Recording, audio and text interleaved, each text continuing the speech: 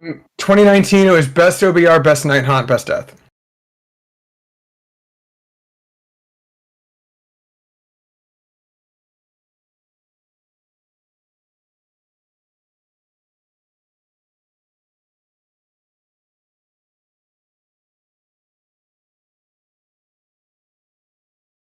Nice.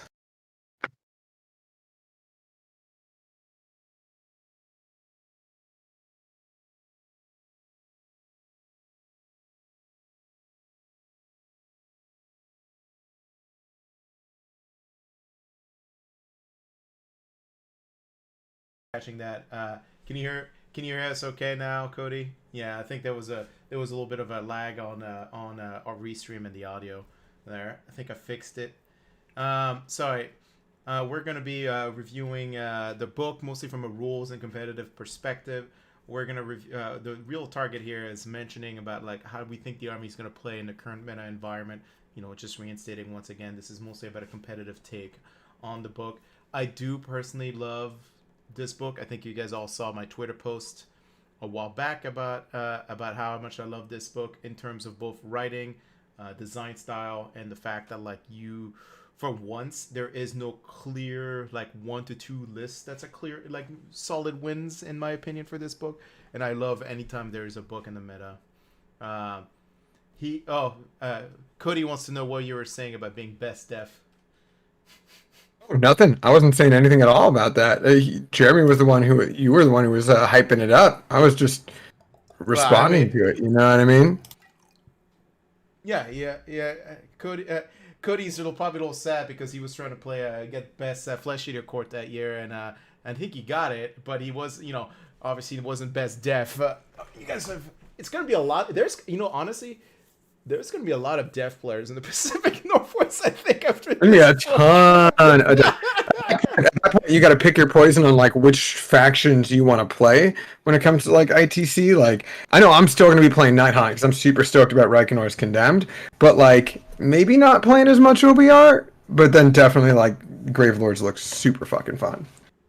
Yeah, the way I would describe the book is it's Legion and the Gash 2.0, right? It's kind of how they approached it because this, by the way, for context with the audience, this book basically invalidates the Legions book, I believe. I think it says even Well, yeah, does it actually say that in the book? yeah, I think it says it in the in one of the paragraphs. So I'm moving on to the actual Legions like page. Uh, And it's also important to note too, real quick, that everything that we're Sorry, we got Bill Souza basically coming in, just flexing a little bit. hey, yeah, I mean, hey, 2018, there was like, I was like, ooh, if I do well at LVO, there's a chance I can get best death. And then I fucking tripped at the finish line. And then Bill went and did great with his FEC. So, yeah, that was a fun, not a fun year for me, but a great year for him. Um, No, I don't think, you maybe you're right. I thought this book basically mentioned something about invalidating some of. It might have been the War Scrolls, like Nagash's War Scroll. I think there's a reference to. so here's the thing. I'm looking here at the top, and for the reviews for everyone, this is primarily going to be, uh, for match play, specifically, from that more competitive mindset anyways.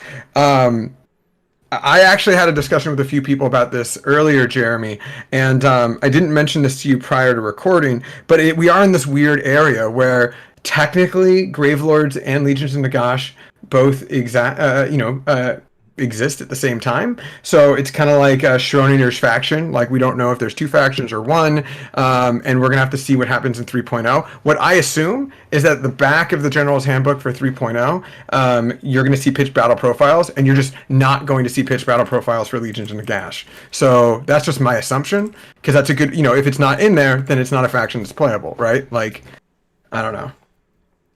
The it I thought I could have sworn they mentioned something. Maybe it was a warmer armor or a warmer community article, All but it is a screenshot from a comment response from Warhammer got Community, it, which got it. technically isn't legal. Yeah, that's probably what it is. But either way, like there's no almost no. I mean, we'll see once if they take down the FAQ and the erratas from the Legions and the Gash from the website. It probably means like this. It's a pretty clear sign that this book is not. or when the errata comes out or fact comes out from this book, they'll probably clarify like, hey, by the way, like this replaces Legions of Nagash book. True. And also, speaking of that, with Bill, I love the idea of an all-death GT. Not shots every round. I think it should be shots every player turn or every battle every, round. every time a Death Rattle skeleton comes back up on a 4-up. Every time any model with the death keyword comes back, shot. I was gonna say, so one of the big, not to repeat myself if I already said it, but one of the big reasons I love this book so far, outside of the minor rules discrepancies, there's actually not that many rule writing wise. It's a pretty well done book in terms of airtightness. Well, remember, for 3.0, we are going to have the most airtight rules that have ever existed. There's going to be no questions, no room for doubt. Fort Knox rules.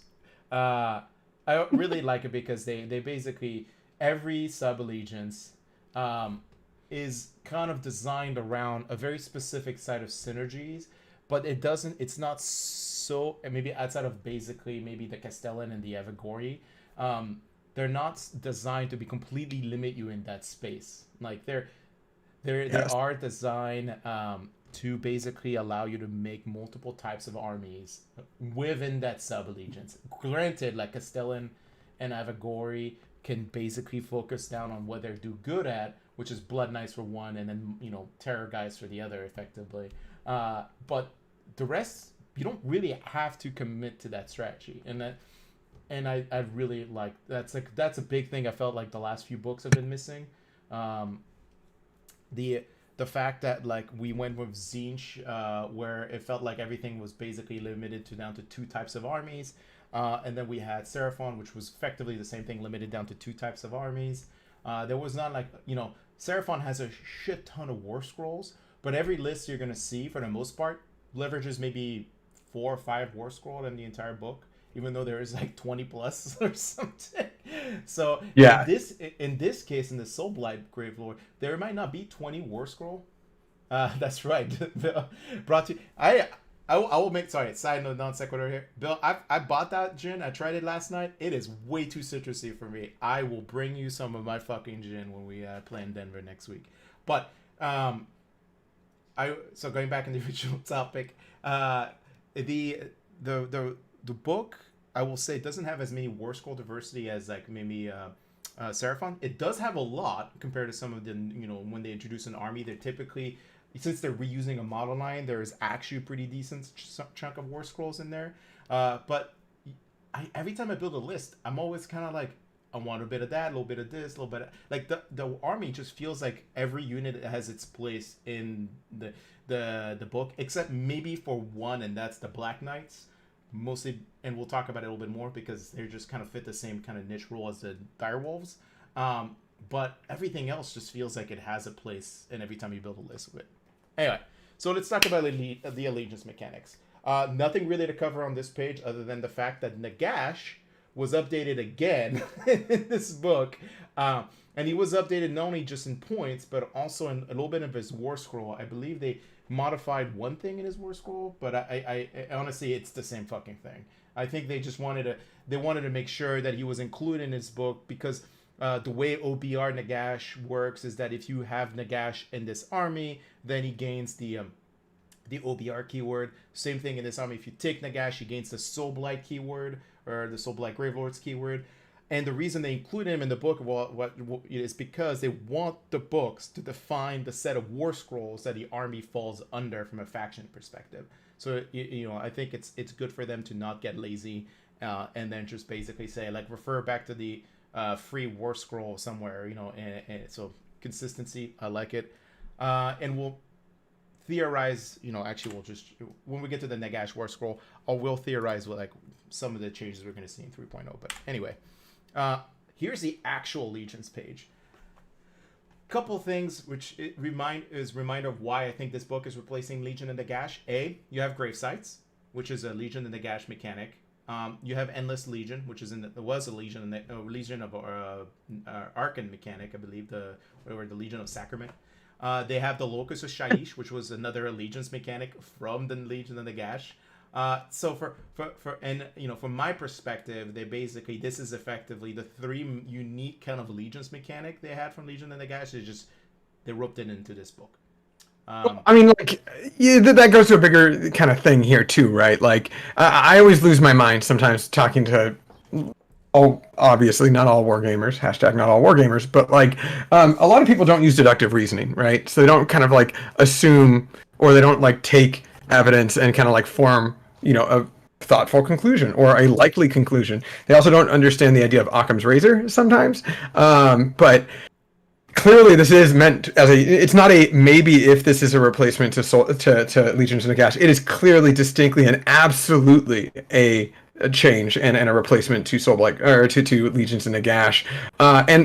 People were shocked that Morghast were gone. People were shocked that like there were certain changes and like Arkan and Legion of Sacrament were gone. I saw people actually complain, but like that's kind of what we do. We wouldn't be wargamers if we didn't complain a bunch of shit like this fucking cat is right now.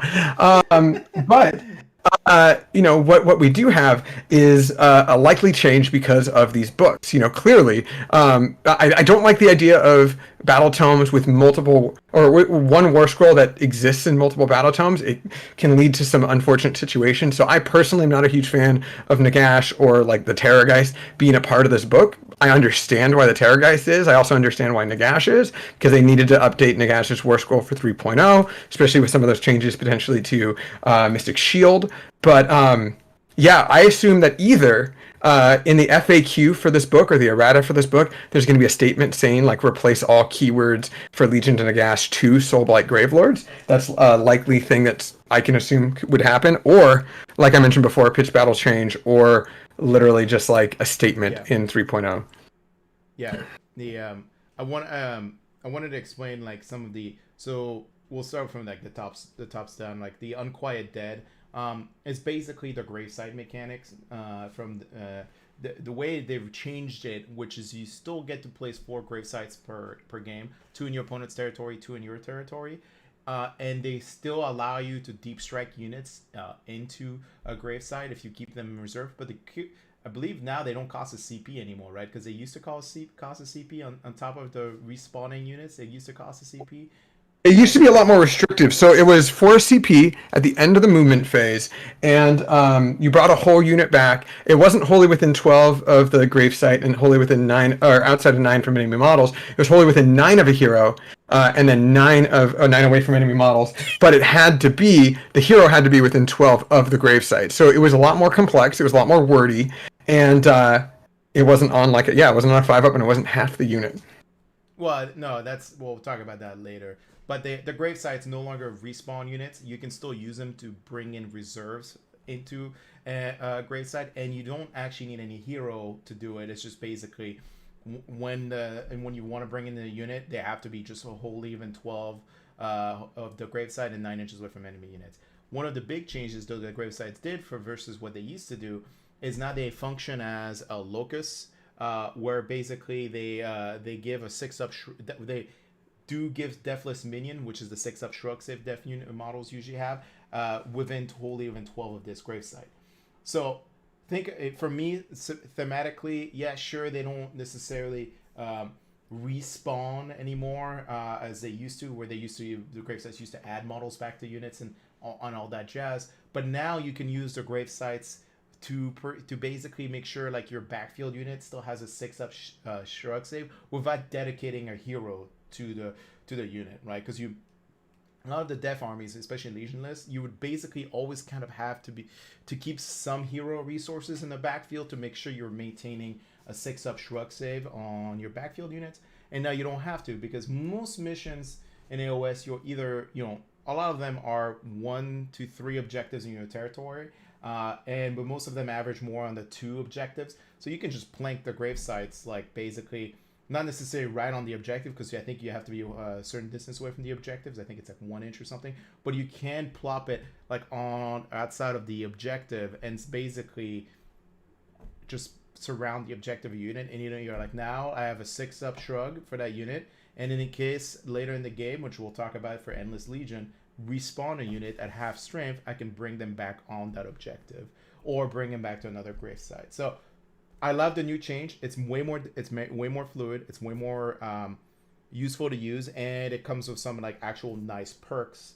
I mean, it's not as busted as it used to be, but this is gonna be a consistent messaging in this book. It's like they really toned down the entire respawning and like bringing back models into units, which is good because when Legion of the Gash first came out, that army was just like absolutely like terrible to play against because you would fight them on objectives and like you would never take an objective away from them because unless you got magically a double turn and you would basically like punch through 40 skeletons, but like usually you're like I killed 20, well there's 18 of them back, like you're like what the fuck is this? So you know it also makes it's more forgiving to place grave sites for players who are not as experienced or don't have much of a understanding of how the flow of the game is going to be right at the get-go. Because I remember, like, in Legion of the Gash, if you fucked up gravesite placement, you were going to be cucked. like 100%. Like, You could lose on gravesite deployment. Yeah. So, like, this is a major beneficial change to the book in the sense that it's a little bit less powerful, but it's also much more easier to use. Okay. Do you have any more notes on the gravesite mechanic change? We haven't talked about the respawning yet. We're going to get to it. Well, no, my main comment was the respawning. I mean, this one does have a severe lack of ways of bringing models back compared to the original Legions in the Gash one. I mean, Deathly Invocation has changed. You know, and the gravesites has changed. There's still 2 ways that you can bring models back. So in a way, it's more of a lateral move and makes it more difficult to bring models back to the same degree that you could previously. It's not bad. I think it's just a more modern take on it. It's a little bit less janky, less abusive, but I personally like it. It makes sense. I do like the idea that you can still bring a summonable unit in from that. I was just talking to a guy from another, I put myself in a few RTTs through TTS recently, and I've just officially decided TTS is not for me. I don't think the same. In fact, I kind of like don't really think in TTS compared to like IRL. So I'm glad to have things come back to normal. But I was playing a guy, and we had talked about this new book when it came out, or at least when the initial leaks came out. And he's always runs a ton of skeletons, and he was kind of stuck between Legion of Night and potentially Vikos, but he still has like 100 skellies and like Graveguard and whatever. And I tried to explain, it's like between the summonable, bringing things up from the grave sites, in addition to Legion of Night Allegiance abilities, which we'll talk about later in this episode or in this show. You can literally spawn from almost anywhere on the table, and so it's really, really great if you have that kind of like heavy skeleton army or heavy summonable army in a Legion of Night. But we'll get there when we get there. Yeah. Moving down, the locus of Shaiish has not changed at all from the rule. At least the spells have changed, but the rule has not. So anytime you roll an unmodified 9 or more, you basically get to resolve the spell twice. So that hasn't changed. Still very powerful. But they did tone down some of the spells, and we'll go over them in a little bit. So cool, same rule. Deathless Minion, same thing. Still 6-up shrug, Holy Event 12 of a friendly Gravelord hero. The one big change is that they also clarified that the gravesites also do that. Reanimated Horrors so it used to be a Warscroll ability from skeletons and zombies from their banners, which used to reduce like bravery characteristic of things they were in combat with, and now they're basically it's just a allegiance rule. They took it out of the Warscrolls, but then they just added it into as an allegiance rules, and it actually does stack to a max of 2, assuming it's 1 unit of Deadwalker, which is basically the zombies and direwolves, and then 1 unit of Death Rattle, which is Black Knights and Skeletons and Graveguards and so forth and so forth. So that's a cool change because they started doing that with the Luminative book, where they started bringing Warscroll mechanics as part of the Allegiance. So that way it really diminishes like some power combos in like cities or as allies or something that where rules used to be on the Warscroll. It allowed for like these kind of soup armies in AOS to benefit from some maybe unintended power combos. So by making it a Yeah. Legion's mechanics, you can't really abuse it as much. I'm sure some people are sad about that, but I think for the health of the game, that's probably the right play. Now, I'm going to let Alex explain the respawning mechanic of the book because he's had way more thoughts about it than I have. Honestly, it's the same for me as the Gloomspite mechanic. Maybe a little bit better, but it is. I thought it's pretty. I personally like it a lot. So, I like it a lot. Go on. I was just say, take it away. Okay, cool. So I my very first Age of Sigmar army was Soulblight specifically, and then when Legions came out, definitely played a lot of that till Night Haunt really came through because I love my spooky boys. But when we look at the Endless Legion rule, which is the bringing things back from a gravesite, really recycling a unit, there are a few really key changes here. And there's also some things that actually Jeremy and I talked about in our first practice game with this one that's a little janky too. So I'm kind of expecting a little bit more of an errata or potential FAQ. I will say overall, this rule is not overpowered or anything like that. It's also not really underpowered. It's just kind of like meh by comparison to what it used to be. So for this one, it is at the end of the battle shock phase, count the number of models of enemy units that were destroyed during this turn and roll a dice, adding to the number of destroyed units to that roll, which we actually didn't do during our practice game. So it's not always on a 5-up. We did. No, I rolled a 6, so I just didn't worry about it. And I told you can't fail. Because you kill this one doesn't fail on a 1. Like if you kill 4 units, you cannot fail. Exactly. So it's on a 5-up, but for every enemy unit that died that turn, you basically add 1 to the roll. And if you succeed that roll, you can pick one friendly Soublight Gravelords Summonable Deathwalkers or Summonable Death Rattle unit to your army that has been destroyed. And if you do so, on a 5-up, you can pick one of those units, Deadwalker or Death Rattle, from your army that's been destroyed. If you do so, a new replacement unit with half the number of models in that unit that was destroyed, rounding up, is added to your army. Set that up wholly within 12 of a gravesite and more than 9 from enemy units. So pretty standard comparatively, but it's really, really important to note 2 main key factors here, besides the fact that it doesn't cost a CP anymore, and that it's now just kind of like wholly within 12 rather than wholly within 9 of gravesite.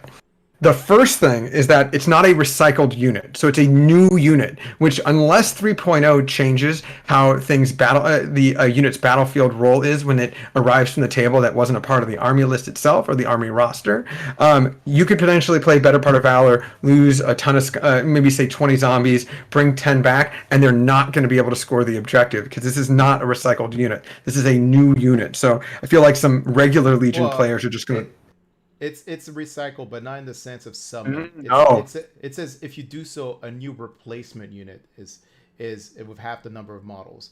It's a replacement unit, so it does actually keep all the rolls, everything that it was. Replacement units are not considered summon units, so they keep all of their rolls. So if they were battle line, remember the rule for things that arrive from the game that not counting as a battlefield role. It's not. They don't say summoned units. They say when units are added to the army during the game. This is not added. It's a replacement. It's not added. But it's still the same. It's still same with the Gloomspite Gits. When Gloomspite Git units are brought in, they're replacement units. They keep all of their rolls. They are just the exact same unit with less model. So okay, I'll take it.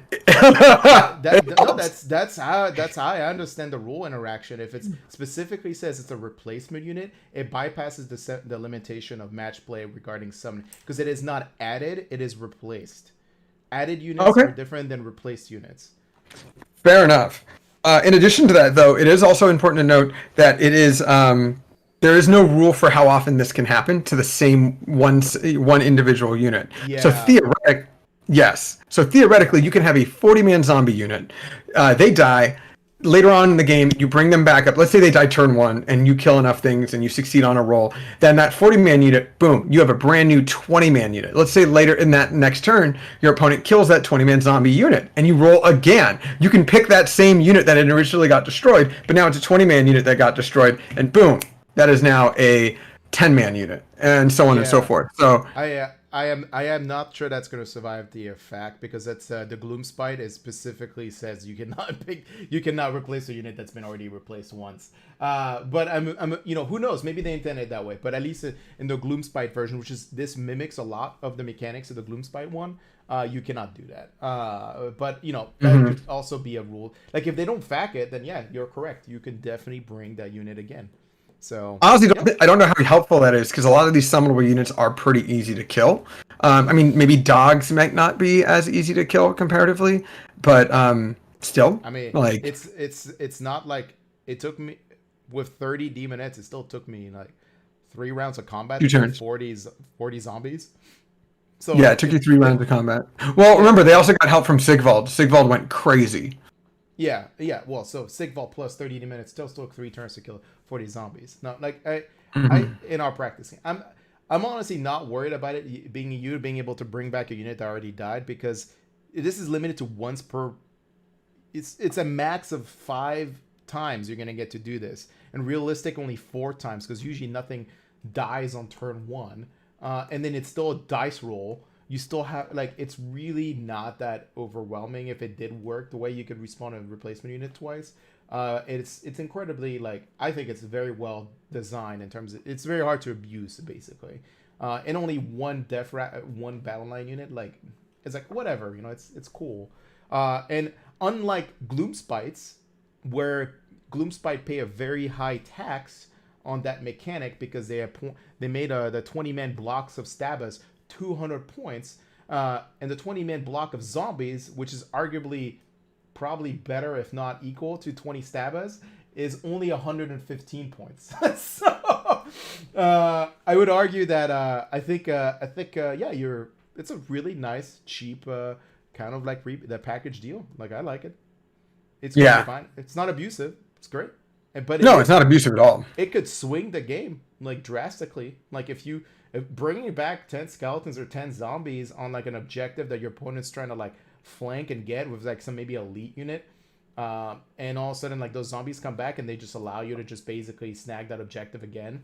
That's a huge play swing that, like, for very little effort and very little investment. So I think it's very good. Yeah, I agree. With another big change, though, was this Deathly Invocation. And there's a lot of subtle things that have changed, and a lot of really big things that have changed, too. You want to go through that one? Yeah. So once again, another Warscroll mechanic that they took away from the Warscrolls and basically gave as an allegiance, which is actually hugely detrimental for, like, Nighthaunt, because Nighthaunt could take, like, basically Vampire Lords as Vampire Lord. And respawn Nighthaunt models with Deathly Invocation, because it was a Warscroll rule, but that's an allegiance rule, so they lost that. It also kills Grand Alliance Death. Sorry, Sam.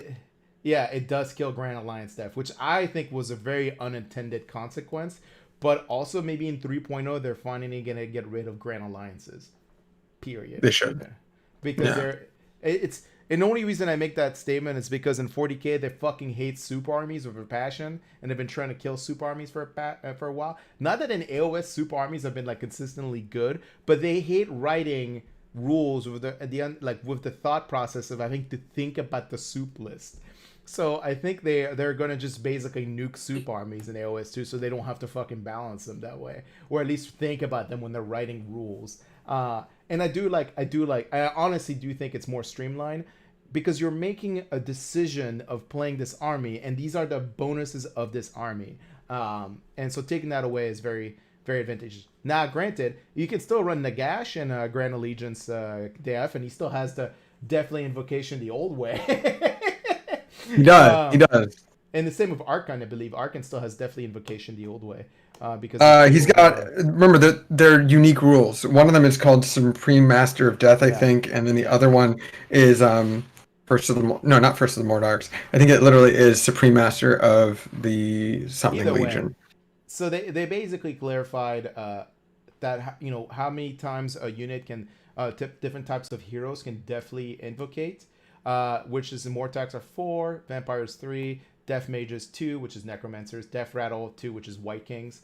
The big fucking difference, though, and this is like, I think this is where I think they went little too hard on the changes is that they limited the amount of times a unit can benefit from Deathly Invocation, meaning that you can only Deathly Invocate, let's say, your Zombie Horde or your Skeleton Horde or your Direwolf or your Black Knights or your White, whatever, all the summonable units. You can only Deathly Invocate them once. Even though you might have multiple heroes that can Deathly Invocate them, you can only ever Deathly Invocate them once, which means that the max amount of models you can bring back in an army during your hero phase is Deathly Invocate of D3 and the invocation of, I forgot what it's the last name. It's another spell that all the wizards get, which brings back up to 3 additional models. So it's 3 plus D3 is the max amount of model you can bring back. It's also sorry. What gets worse? What gets worse is that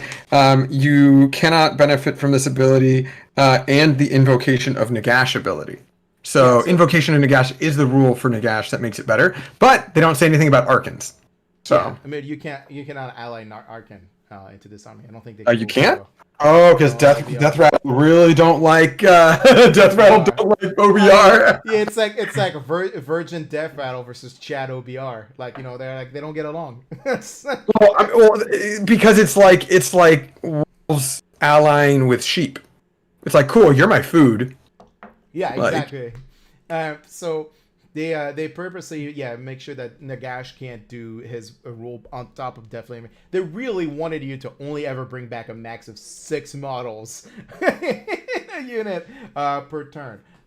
So that's a big giant nerf. You could still do it to multiple units. You just can't do it to the units one unit multiple times. It's also important to note that when you bring models back in a Legion and Nagash army, they went back to the old wording without the FAQ involved. So, but that's okay because you can only bring back 6. You can only bring back a max of 6 models. When you can't bring back 2/3 of a unit. Yeah, when you used to be bring back like 18 models and you can just like teardrop them to like do the Necron thing now in 40k where you basically are able to snag an objective because you're respawn models in like whatever direction you want. God. I know. Feels I fucking so hate good. that roll. It feels so good to do that to somebody. It feels so good. It's such a bad rule design. I know. But now it's like not that much of a problem because the max you can bring back is 6 models, so it's like you can't really abuse that either. It could happen, but it's gonna be pretty hard to do. One thing that we might not have, I don't know, I was probably having to deal with my cat going crazy when you were mentioning it. It's important to know that Unquiet Dead now fits like all other death armies. Did you talk about that? Sorry, what was that? Unquiet Dead. 6 Shrug save is now wholly within 12 and not within 6, like every other death army. Oh, yeah. We didn't talk about that. Yeah, they changed the 6-up Shrug to be wholly within 12 instead of within 6 that they used to in Legion and the Gash. Larry is in this chat, or at least I saw him just a little earlier on Facebook, and I played a practice game with him because he's going to go to Boise Cup, our good friend up here in Portland, and we had his Legion of Blood go up against my Night Haunt, and the whole time he was really liking just having a hero within 6. So when the leaks first came out, he's like, "Oh shit! That's a huge nerf." I'm like, "It's not a nerf at all." He's like, "But I want to be lazy." Yeah, sorry, you're gonna have to pre-measure and think about your moves. Now, oh my god. that does remind me too. Another big problem with before we move on to Allegiance abilities, one kind of pseudo issue with Deathly Invocation is that regardless of the type of hero, it is the number of units can be affected depends on that keyword of that hero, and it's always wholly within 12, which is a bit of an issue for some of them because if you guys recall. Lesser heroes like White Kings and Necromancers, it used to be pick 2 units within 6 inches and they can heal. And then for Vampire keyword, it was pick 3 units within 12, and for Mortarks, it was pick 3 or I think maybe pick 4 units within 18. And so it was really helpful for the larger base of a Mortark and the 18-inch range for things to go. But now the Mortarks are now down to wholly within 12 as well, which I think. They should have this should have been a rule instead in both Warscrolls. So that's just my opinion. I think it's great they made it Legions. Let's do it. Do it for every army. Well, the problem is Arkans is way better, and I thought it was going to be like Arkans. You can't play this if it's Arkan, so it doesn't matter. No, I know that. I know that. But I thought that they were going to do something very similar. So pick 4 summonable units wholly within 24 inches of the Mortark, and then bring T3 back. No, I mean it makes sense to be wholly within 12 because that's what you want to do for shrug saves anyway. So usually you're always within 12, wholly within 12 anyway. Fair enough. The start with Legion of Blood, the first Legion. Well, not the first Legion. I guess Legion of Sacrament was the first Legion. But anyway, Legion of Blood. Legion of Sacrament doesn't exist anymore. No, it does not. Well, it might come back. What should be like a White Dwarf rule? It will be like a White Dwarf like fucking update. So Legion of Blood, couple on top of getting all the other Legions mechanics, they get also 2 major ones. One of them is if an enemy unit runs away or fails a battle shock test within 3 inches of a friendly vampire from Legion of Blood, not hero, just vampire, so this works for Blood Knights and so forth, they add D3 to the models that flee. So unless there's like a major change in 3.0, the battle shock, this is a pretty much useless ability. It will come in very rarely into play. But you know, they might change how battle shock works in 3.0. So this might actually be like a winner once the new rules come out. But in the current state, like, I don't know about you, Alex, but I think this is pretty much useless. It's not even worth considering if you're gonna play Legion of Blood. Like, you want to consider other things, not that rule. Yeah, no. We were talking about it. I was actually talking to Greg about this earlier in the week, and you know, we both kind of talked about the idea that this is who cares? Like, ignore Immortal Mastery because it's almost never going to come up unless 3.0's Battle Shock changes. Yeah. But I will say that depending on what rules exist in 3.0 game-wise, holy shit, are some of the other abilities from Legion of Blood fucking like Chef's Kiss, hard. But so I'm honestly, my expectation is that if certain things with 3.0 do happen, that like Legion of Blood will be like the best Legion to run, but it's too soon for it to be. It's not yet. So let's talk about the other Legions mechanic, because you kind of teased everybody there a little bit. You just make them on the edge of I the am seat. a tease. Yeah, no, you are. Mm-hmm. The other Allegiance mechanic for Legion of Blood is you ignore negative modifiers to hit and wound for attacks made with melee weapons by friendly Legion of Blood Death Rattle units while they are wholly within 12 of a friendly Legion of Blood Vampire, or wholly within 18 inches of a Legion of Blood Vampire hero that is a general. Which includes, well, your general, and also Neferata, because if you take Neferata in a Legion of Blood, she is treated as a general, on top of your other general, which is cool. Also, for maybe a sign of the changes for 3.0. But the one mechanic here, this is pretty important, it says ignore negative modifiers. So unlike a lot of other rules, which are usually ignore all modifiers, which is basically including positive ones, which is there's a lot of ways to give positive modifiers to the Death Rattle and Deadwalker units. Actually, in this case, it's only Death Rattle, I believe, for Legion of Blood. So it doesn't affect their zombies or their direwolves. But, if you want to bring a bunch of Graveguards and Skeletons and Black Knights, this is pretty good. Because armies like Lumineth with a bunch of negative modifiers to hit, you're like, I don't care. Against I mean, actually, yeah. I can think of only that one army has a bunch of negative hits modifier. Most of the other armies are usually not at all like negative. They're designed around shugs and mechanics for defensives, not like modifiers to hit.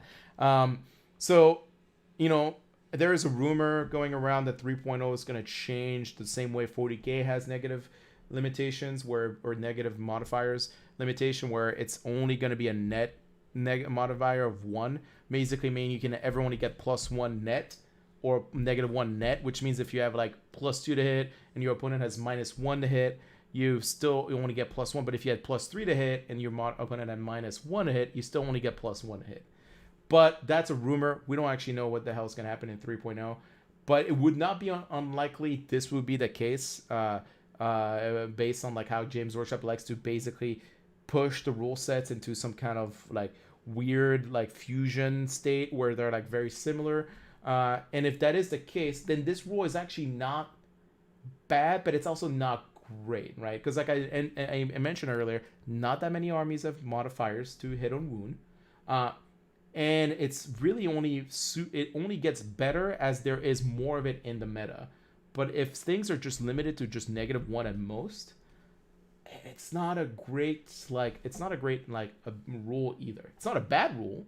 It's just not a great. I mean, only because we live in an environment where there's a possibility you could be -3 to hit, but then this just says fuck it, I don't care, right? Yeah. But if you only live with the threat of ever being -1 to hit and -1 to wound, while against I would say that would be incredibly good for zombies to ignore. But for Death Rattle, like Black Knights, Graveguards, it's like, okay, that's not that much of like, especially Graveguards, I think they hit on 3s and wound on 3s with swords. So it's like, okay, cool. Anyway, that's my take on favorite retainers. Any additional comment you want to make about that one? No, you took the words right out of my mouth. Favorite retainers is great. I mean, I didn't say it was great. I said it was okay. I mean, I think it's good now. I think it'll be great later, is what I'm meaning to say. Yeah. Do you want to pick your command trait that your general? Well, do we want to go on and just talk about the battle traits first, and then go into the artifact, or do we want to kind of conquer Legion of Blood and move from there? No, that's what I'm saying. Like, pick your one command trait you like. I'm gonna pick one as well instead of going all. It's hard. 6. Command trait wise, there's a few of them that are good. I'm going to tell you my runner up was Aristocracy. I can't pronounce shit today. Of Blood, which is cool. Aristocracy of Blood, which is fine. That's the reroll charge rolls for friendly Legion of Blood wholly within 12 of this general, which is way better than the Vikos one. It's just because it's 3 inches longer. But right now, my favorite is Sanguine Blur, which is friendly unit can, friendly units start a pile in move wholly within 12 of this general, can move an extra 3 inches when they pile in, which is cool for most units, including the general itself, but is like fucking fantastic on zombies. That means the zombies can still, activate within 9, or within 6 of an enemy unit, but then can move 9 inches afterwards. Yeah, which allows them to pile in all their ranks to swing, which is great. And also get on the objectives if you're trying to reach for it. Absolutely. What about you? My favorite is Walking Death, mostly because Walking Death is basically turns a vampire lord and zombie dragon into a keeper of secret.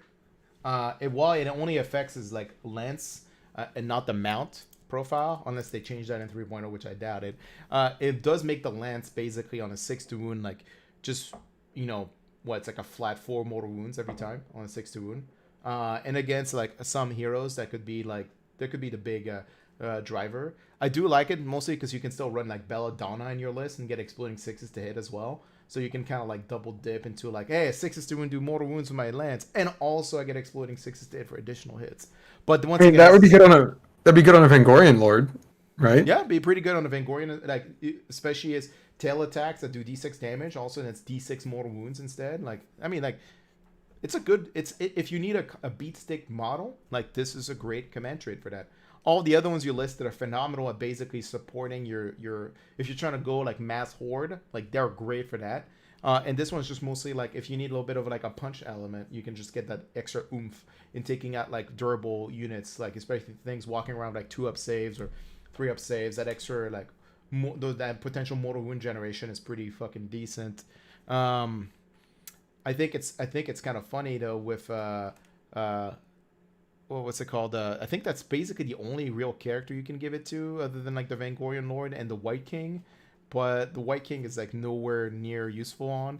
I think it's pretty much like the Vangorian Lord's a great selection because all of his attack profiles are his. They're not counted as a mount. So every one of his attack profile would trigger that 6-up mortal wound, versus the Vampire Lord and Zombie Dragon is only the lance, I believe. So that's right. That would be a big thing to consider. Okay, artifacts for Legion of Blood. All right, same thing. Okay, well, pick one. Let's pick one. Yeah. Okay. Yeah, it is hard to pick one. Also, with this one, I mean, it's a lot easier. No, it's than, not. It's not at all. It's super easy to pick one. No. I mean, like for me, Soulblight Garments, easy. +1 save. Vampire Lord and Zombie Dragon with a 2-up save. Then you give it you make it a Realm of Shish and you give him the reroll ones for his no, you can't double up on artifacts. What the fuck am I thinking? No, so you can easily make him +1 to his armor save. It's wonderful. It's great. In addition to that, you do it on like a Vangorian Lord again. Wonderful. Like far and away my favorite is +1 save. What about you? I think I was to say which one is the one that robs your opponent's ability to swing a weapon? Oh, the Ring of Domination. I actually personally Ring of like Domination because it, like, if you can sneak that into like one of like your Vangorian Lord, because there's many ways in this book to give yourself +1 to save. You don't necessarily need to, and if you're running Neferata, you don't really need the +1 save. You can just kind of float around with like a 3-up save that's ignoring all rend. So you're thinking of the wrong artifact. The Ring of Domination is fantastic because you can pick one of the opponent's weapons, and on a 5-up, that unit can suffer the damage characteristic as long as it's not a rollable one. So you can't do like a D6 damage weapon, but you can do like a 3 damage or whatever. You're thinking of the Orb of Enchantment, which is once per battle at the start of the combat phase, pick an enemy hero within 3 inches of the bear, and on a 3-up, they can't fight. Yeah, I love that one because like there's been a rise of like Archeon types lists in like Host Arcanum. And like basically just robbing basically Archeon of swinging for one phase, and it's not just swinging; it's like piling it as well because this cannot be picked to fight. So it means that like he just doesn't even get to fight it at all. So that's like robbing anytime like there is like these types of armies of like super deadly missile heroes, like being able to rob them on one activation is incredibly powerful, and allows you, especially for your zombie block, to just kind of get in a situation to like actually maybe playing away or survive for an extra turn to score that extra point, right? But I will say, like, it's hard to use because it has to be within 3 inches of the bearer, so it would be pretty hard to use. But if your opponent makes a mistake, then like you can definitely like that 3-up. It's just like moolah. Yeah. All right. Legion of Night. Legion of Night. The Garrett Legion. The Garrett Legion. The Garrett special. I'll start with the bait. So the bait, I don't know why they call it the bait. It's kind of stupid, but whatever. It's a really good rule though. It's +1 save to all Legion of Night Death Rattle, so all the skeletons, and Deadwalker wolves and zombies in the first battle round. And it doesn't have any limit of where they are on the table. So as long as they're basic, because they used to be wholly in your deployment zone, I believe, in the old Legion book. Territory, and it used to be only for the first turn as well. No, it was always, right? Was it always? It was always as long as you were in your territory. I think I don't remember off the top of my head.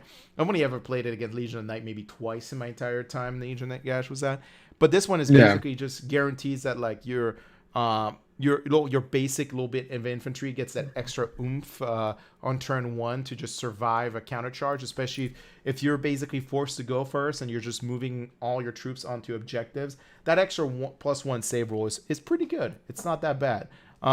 It's especially shines in Graveguards with shields, because I believe they go up to in the current edition they would go up to a 3-up save. Who knows if they're going to have the same limit as we talked about for saves as they in the next edition, where you can only ever get a stackable +1 save just as a net. So we'll see how they tackle that. I doubt that very much because it would kind of counter, like, rend is stackable. Why would it not be? Like, it's never going to be modified to just 1 rend net. So I don't know. We'll see what the changes is going to be. But if you can stack saves, that's a very powerful mechanic, because, like I said, the Crypt Shields from Graveguard gives them +1 save. This gives them a +1 save, so they're walking around on the first turn with a 3-up save. And it's kind of I can see them being incredibly like good front line, take objectives early and just anchor down for the rest of the game. Since they're summonable, you can respawn them, and so forth and so forth. Yeah, I mean, like I like the idea. I mean, we're gonna have to find out whether or not you can stack armor saves. I mean, it really doesn't matter if you have a ton of zombies with skellies. It can be pretty helpful, especially if you go first. But I mean, first battle round, unless you're fighting against KO, Stormcast, or Lumineth, or Seraphon, of course. Like you're not really gonna see someone like this be an involved mechanic all that much, unless you're playing me and I'm playing my Night Haunt and I bust my nut for turn 1, as I like to do. You're not really gonna see much. Like, it's not gonna be that relevant. It's just an anti-shooting mechanic, kind of. You want to talk about Asia's Cunning? Yeah, absolutely. Aegis Cunning is identical to how it used to be. Instead of setting up a Legion Knight unit from the battlefield, you can place it to one side and see it will be set up in ambush as a reserve unit. You can set up one reserve unit in ambush for each unit that you already have on the battlefield. So just like Stormcast, just like Night Haunt in terms of rules for setting things up, and Draconian's Tale for Seraphon.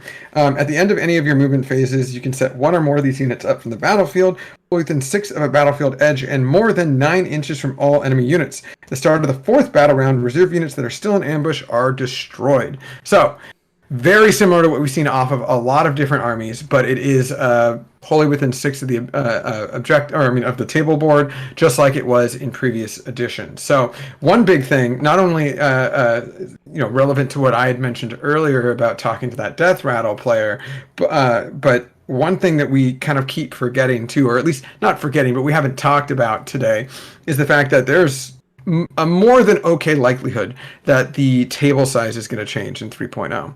So when you combined this mechanic and the fact that some units can just straight up deep strike, like Vargeist, and you can bring things from the gravesite with a smaller board, you are in a Legion of Night army going to have a lot of space where you can bring models out from. So pretty helpful, I think. Agreed. I think there was one change though. I thought they used to be reserved. They had in the old edition they had to come in on the first turn. Now they don't have to, right? I thought they had to come in on the first turn in last edition. Personally, never played with Legion of Night. I always went with Sacrament, and I think once I played with Blood. Okay, let's go over their command traits. I'll start this time. The only one I would pick, I mean, there's a couple that are pretty good. Like actually, honestly, all the command traits are fairly consistent across the board. Like there's not one that wins that clearly. There's one I will say that like is definitely not very good. It's the one that ignores Battle Shock because you're walking around Leadership 10 or Bravery 10 anyway. The one that's strong for me is the Swift Form. That's the +2 to run and charge.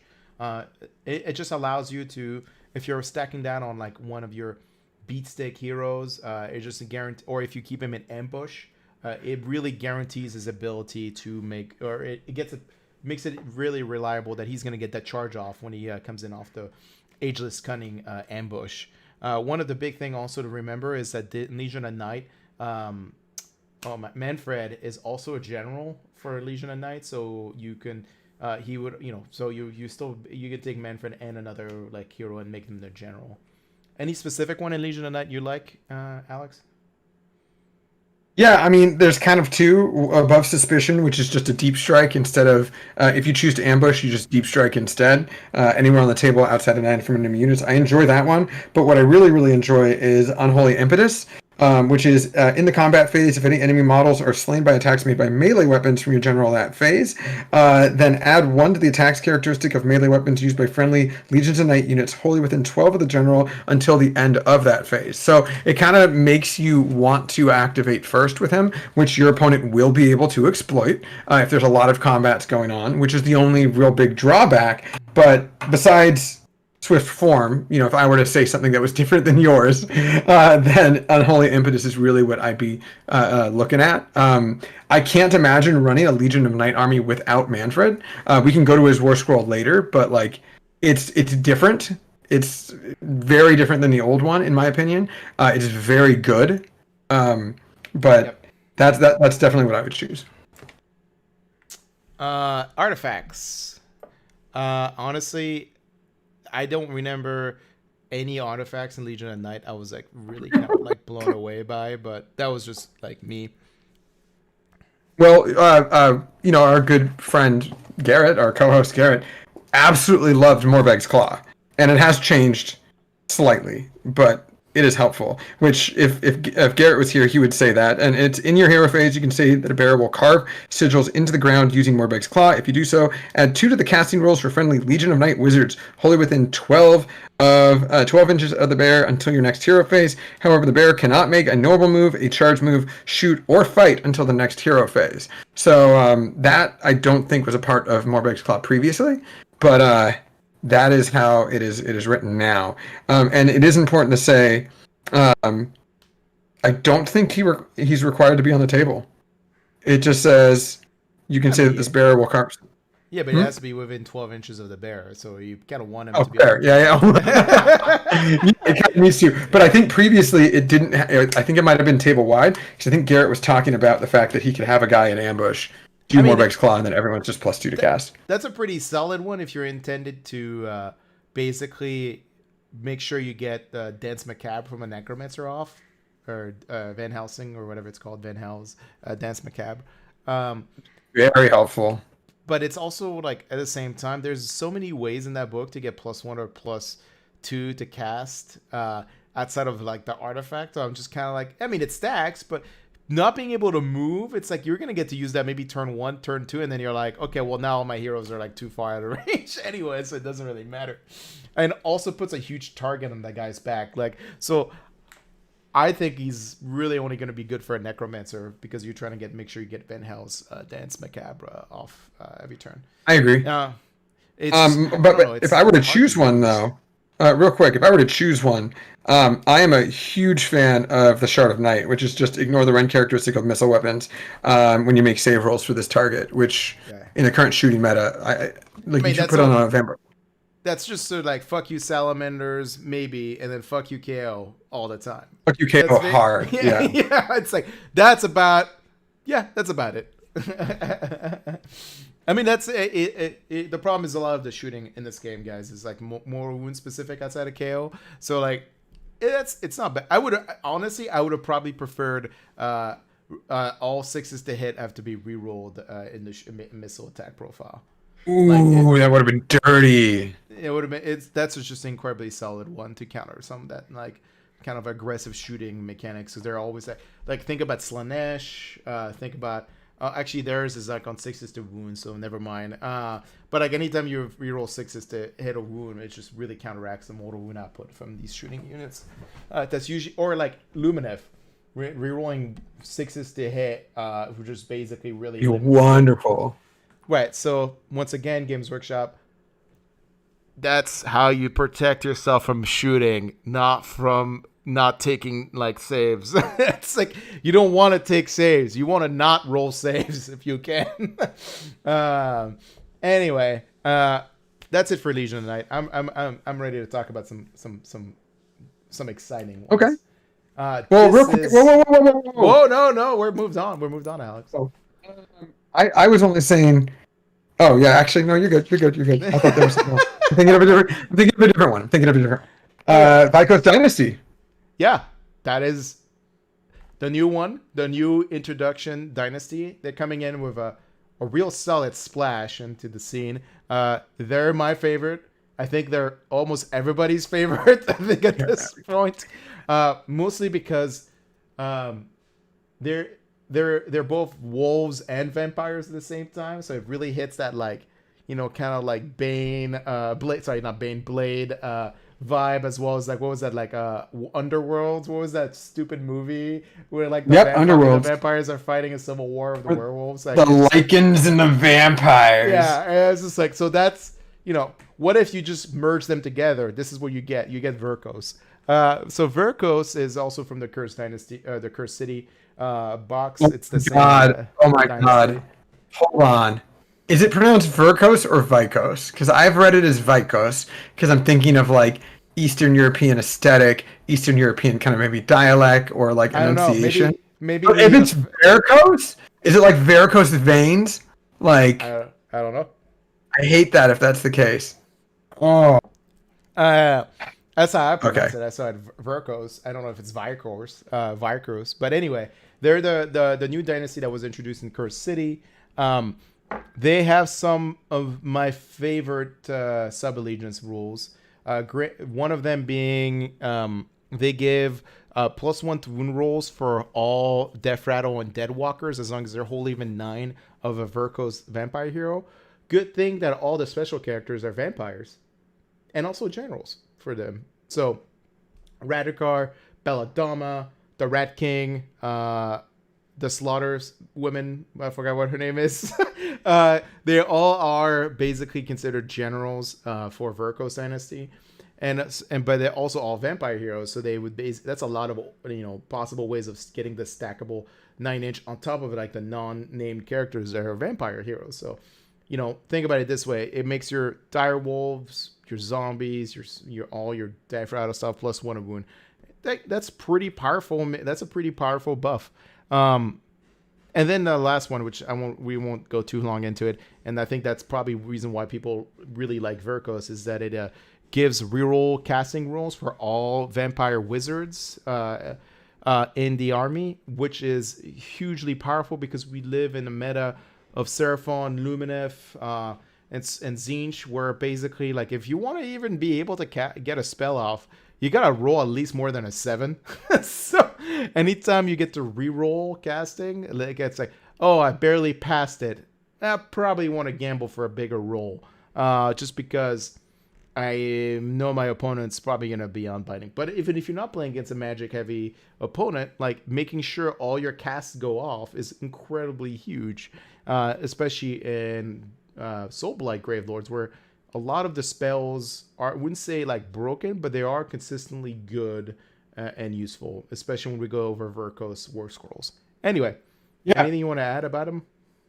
I mean, like, for me, I like both abilities. I really, really like Strength of the Wolf as the pack, which is the rerolling casting, and then Strength of the Pack as the Wolf is the one with friendly Death Rattle and Death Walkers. Dead Walkers wholly within 9 get +1 to wound. It takes some positioning and some careful thought to really have Strength of the Pack as the Wolf be relevant. It is going to be easier said than done to make that work, and it's really not a selling point for me unless you go dog heavy. So, you do it for the meme, just like Greg was talking about with me. It's like, just run 100 wolves. Just run 100 wolves. It's still hard to get them within 9. And, run 100 wolves. It's easier. But I don't... you could try it. We'll see what happens in the game. All the dogs. That's right. Yeah. All the dogs. Dang. All the fucking dogs. Well, command trait wise, yeah. Well, I was going to let you do your command tree, but I want to point out, like, unlike some of the other tables we've seen, this dynasty has incredibly powerful command traits for different builds. And I want to reiterate, like, they honestly, I feel like the Games Workshop rules design team fucking loved this sub-allegiance, and they were just like, we're going to give them all the fucking toys. Like, here you go. You're brand new. You get all the fucking toys. There you go. So go for it. Pick your favorite 2, because, like, in this list, like, there are some very good ones. I think that you and I are probably going to be pretty similar on these, so I'm trying my best not to make sure that we double dip, but I think that's unavoidable. A lot of these are pretty cool. I actually really like the artifacts too, because, like, literally half of them are once per game. But the 2 that obviously stick out for me is the first one that I played during our practice game, which was Driven by Death Stench, which is rerolling charge rolls for friendly Vikos Dynasty units wholly within 9 inches of the general. I thought that was really, really helpful with a Vangori Lord that is nearby some nearby some Blood Knights. However, we realized after that game, or at least I realized after this game, after you gave me some feedback with it too, that the Vangori Lord should probably be on his own in a Vikos list. And Hunter Snare, you count when the general contested objective, having him count as their wounds characteristic rather than one model is fucking great. I would have literally won that game if I was able to hold for 2 turns and just deny you your objective by being 10 models to, like, however many. And shit, that would have been fucking great. But those are my 2 favorites. Yeah, I want to point out that, like, the Vangori Lord is a 10 wound model. The Vampire Lord and the Zombie Dragon is a 14 wound model. 14. And even, like, a White King on a horse is 7 wounds. 7? So, like, so, like, any of those options are not that bad for that. And, like, It's basically might might is right to might or might is rightier, but better in a sense because it's based on wound characteristics, so it's exponentially kind of depending on what you pick. But anyway, the point is those are both great options. My other one I really personally liked was a Pack Alpha. Pack Alpha is actually really powerful on a White King, assuming they're gonna fix his rule. It's eventually, which is his command ability is he gets to basically pick a friendly death rattle unit and give them reroll once to hit. But right now it only lasts during their hero phase, which is obviously not intended. It's supposed to last until the next hero phase. But hopefully they'll fix that, or they'll just make it just a combat phase. Pack Alpha just allows the general to once per turn, that's a player turn, gets to basically spend a command point for free. So that includes generic command abilities. So spend a free one because your army is going to be very much CP deprived in the current meta environment we live in, unless they change that in 3.0. Like getting free CP expenditure is pretty powerful. Like getting free 6-up run, or getting a free reroll charge on top of that. I mean, the only downside is there is not that many command abilities on non-named characters that I would say are warranted of that, outside of the Coven Throne. Imagine you take a Coven Throne and you give it Pack Alpha. It's basically spending its Warscroll command trait or command ability for free, which is basically making a vampire unit +1 hit, +1 wound, +1 save. So all of a sudden, like that unit of Blood Knights is walking around with like 2-ups, and 2-up save. Like there's multiple ways of using that command trait and very powerful mechanic. But it is, once again, this is the third command traits we're talking about that is pretty fucking good. The fourth one that Alex hasn't really talked about, and this one is more the way I would say it. I wouldn't say it's worse than the previous three, but it is definitely kind of like a situational like thing where, hey, sorry, what? Which one?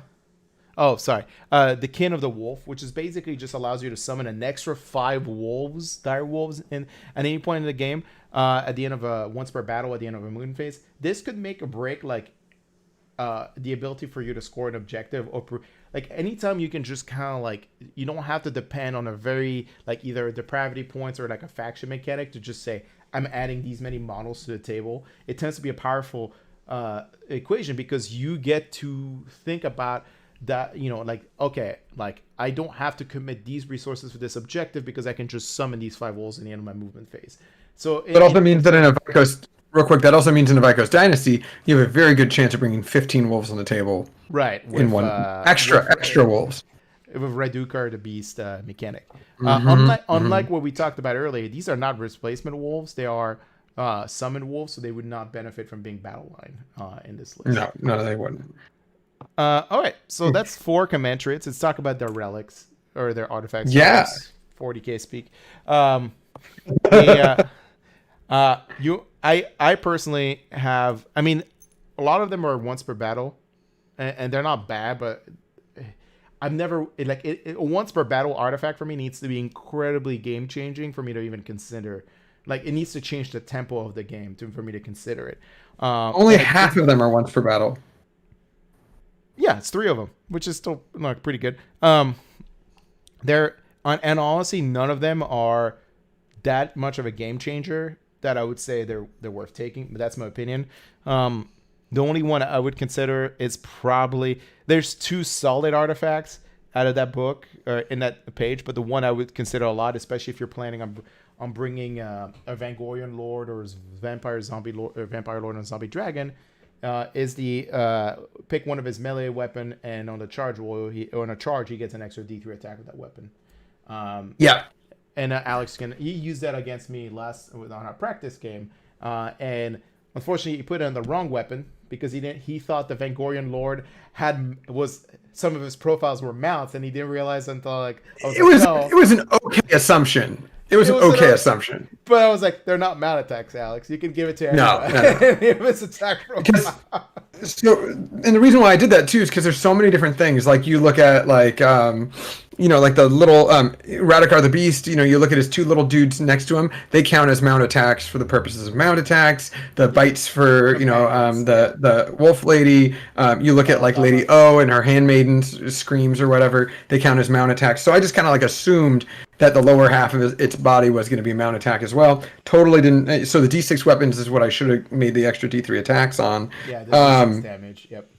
I want to, before I take my pick too, which is definitely not going to be you're not going to pick one of the once per game relics, are you?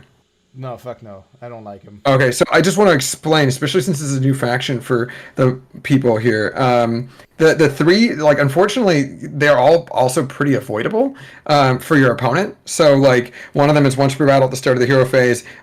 You raise the standard of Ulfenwatch, and if you do so until the end of the turn, each time your opponent spends a command point on a 5-up, you get an extra one. If your opponent doesn't, your opponent's usually not going to give a shit. But if they do give a shit, they can just be like, cool, I'm just, like, going to be I'm going to skimp on command points this turn. And most, like, competitive players will probably not be able to, they're not going to have an army that absolutely relies on their command points. Then you play, like, OBR, and it literally doesn't matter. Then for the Terminus Clock, at the start of the hero phase, once per battle, you can basically subtract 1 from casting rolls for enemy wizards. Helpful, but not like game breaking, since most wizards are going to have like pluses to cast. And then the other one is once per battle, the Villainous Fang, where you can imbue your character or the bearer with the Fang, and until you do so, add 1 to charge rolls for friendly Vikos Dynasty vampire heroes that are on the battlefield. That's not bad, but it's not like great. But what was going to be your pick between the three? Oh, the only other one would be the Ulfracranian Phylactery, which is basically allows you to turn your Deathless Minion aura for one character to be wholly even 18 instead of wholly even 12. That would have been like the two clear ones. But honestly, like, and guys, like, I don't think this is like a forward-looking thing into 3.0.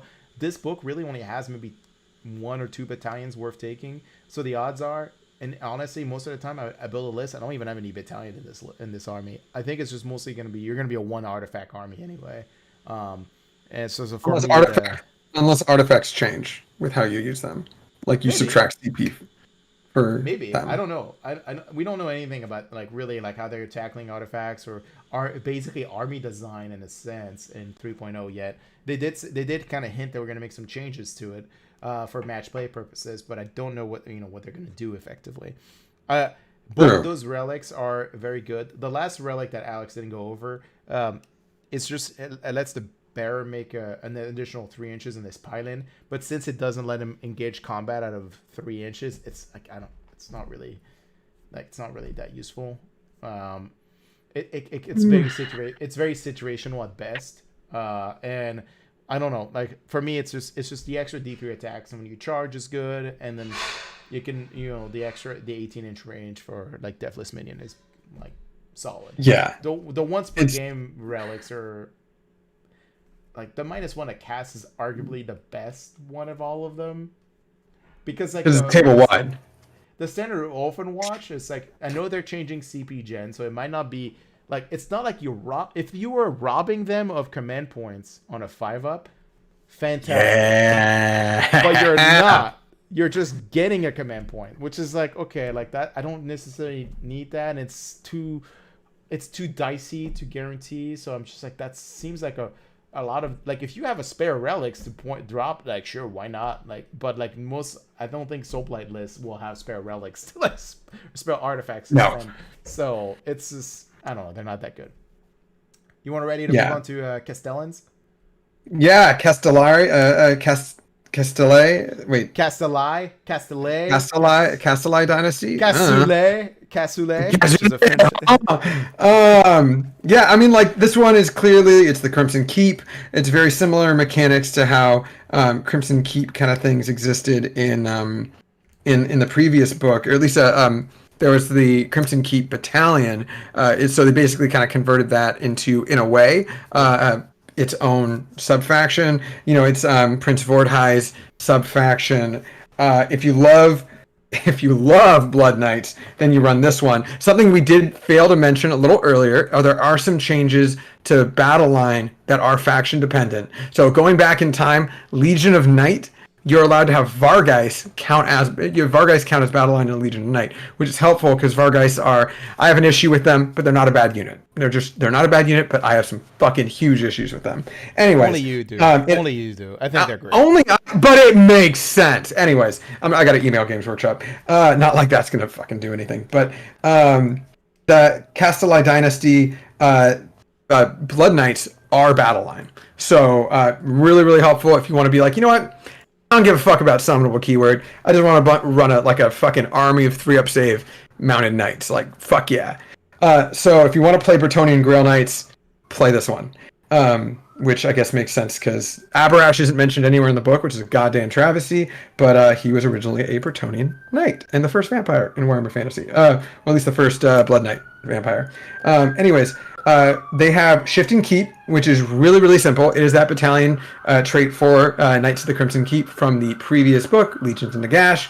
And it is, instead of setting up a Castelli Dynasty Blood Knight unit in the battlefield, you can instead say that they're going to be in reserve and ambush.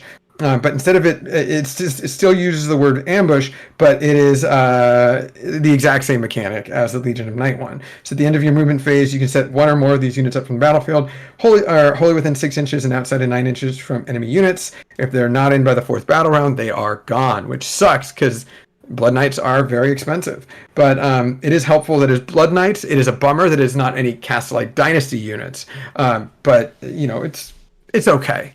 Then they also have Might of the Crimson Keep, which is super swingy, and I think that that's the main reason why I don't think you and I would really run a lot of this unless you want to, again, do it for the meme, and you actually run... I built a list which is 2k on the nose, 2 Vangori Lords, 30 Blood Knights. 2k exactly. Bad, but fun.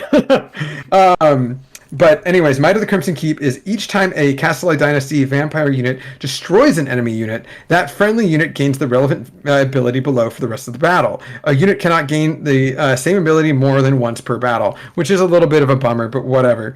And it depends on the type of unit that they killed. So if they killed a hero or a monster, that Castelli Dynasty vampire unit gets Bloodied Strength, which is add 1 to the damage characteristic of melee weapons used by that unit, excluding mounts. Super fucking helpful, especially on Vargeist, actually, because they don't have any mount attacks. Then the second one is if an enemy unit had a wounds characteristic of 3 or more, and it is not a hero or a monster, you can utilize Stolen Vitality, which is add 1 to the wound characteristic of that unit. Now that's fantastic. So you want to have like your Blood Knights attack like semi-elite unit that has like 3 wounds per model or more. And so then your Blood Knights become 4 wound models. Fantastic. In addition to that, if they had a wounds characteristic of 2 or less, that unit, then you can get Absorb Speed, which is add 2 to the run and charge rolls for that unit. That's going to be the most likely one that you'll typically see yourself attaining, and it's helpful for the rest of the game. But it kind of requires you to start getting these buffs like on turn 1, which is like easier said than done. I don't know. What are your thoughts on these? They're fine. They're fine. It's a thematic. Like this one is really designed on forcing you to play Blood Knights. It makes them thematic. It makes them, I wouldn't say like top tier competitive, but they can definitely compete. And all of those actually Might of the Crimson Keep is a pretty good rule. All be all. It's just that it's requires you to kill things and specific things and so it's not front loaded, it's back loaded in the sense you have to take actions for it to resolve, and it's usually not conducive to necessarily being you can't depend on that mechanic, but they do have to jump straight into kind of the command trait section. They do have a command trait where you can guarantee some of these once per game, and that's the Rousing Commander. Once per game, you can basically make all your Castellan Dynasty vampire units. That includes your Vampire Lord, your Vangorian Lords, to basically benefit from the 2 of those 3 abilities you listed. One of them is the +1 extra damage to all their melee profile, and then the other excluding the mounts. Excluding the mounts. And then one of them, which on the Vampire Lord Zombie Dragon, it's kind of whatever. And then the other one is swift and dead. The one that's like +1 wound. So like it makes the 3 wound blood knights like 4 wounds a pop for like the one effective turn. So like I really like Rousing Commander just because it takes this really backloaded mechanic and allows you for, in the turn you're committing to getting that mechanic. You're just gonna have it instantly before you get it as a permanent mechanic. And if you're and with that too, like if you're doing it right, if you're positioning it, if you're really using it right, you very well might like be incredibly powerful and kill a ton of units that turn, like one or more, and so you're more likely to get like a permanent version of that. Yeah, exactly. And when I first saw that rules, it's like, this is cool but not great, and then that command trait kind of offsets like a little bit of its downside. Yeah, I can turn my gain. I can also talk into my mic, which would help, Gingy. That would probably help. Yeah. And I was gonna say, like, that was my command trait I would pick out of this army. Did you have one? I mean, actually, this sub-allegiance has some pretty decent command traits. I wouldn't say as good as Verkos, but has some decent ones. Which other one would you pick? I mean, Rousing Commander, yeah, definitely is very, very, very, very helpful. I keep on going back to one that's in. I mean, like, I have a runner-up here, and that's the same one from Legion of Blood. It's just we can reroll charge rolls for friendly Calistite Dynasty units that are wholly within 12 of the general. Like, being able to do that and the ambush mechanic is helpful because you want to. Unfortunately, again, this army isn't like, or this type of list is not as competitive, this type of dynasty. I think, in my opinion, I'm sure you can do well with it, but it like requires you to definitely like thank you, Alex. Take a bunch of vampires. I can definitely do well with it. I'm just kidding. Oh, no, I mean, you can. But, like, it requires you to make sure that like you make it your fucking business to make your charges work. Like, you cannot fail your charges, and being able to reroll charges is definitely very helpful.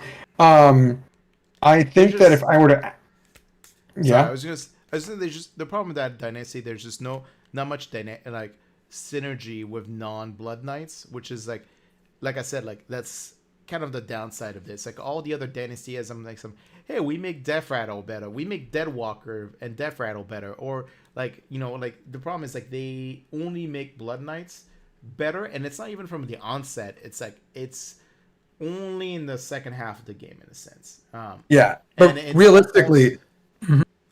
I was going to say, also super matchup dependent, like incredibly matchup dependent.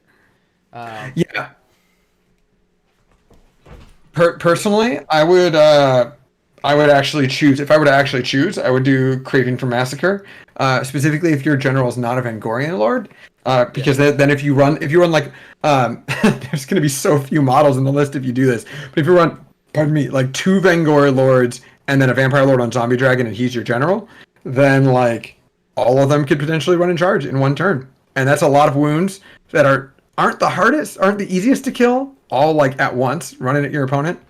That's pretty. It would only be the Vampire Lord on Zombie Dragon, right? You would give it to.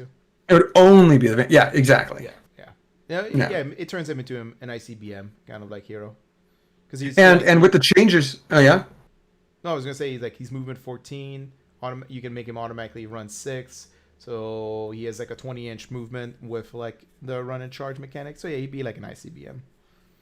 And when you take into account the changes to the War Scroll for Vampire Lord and Zombie Dragon, specifically with the Lance, it makes him, like, if you can guarantee that charge or make it a lot more likely, it makes him terrifying. But we can get there when we get there. What about your artifacts, though? What are you excited about artifact-wise for this one? Well, I was going to mention Prince Vordai is... He's a general for them. So in top of all the other hero, and all the Blood Knights are battle line for Castellan Dynasty. I don't know if we mentioned that.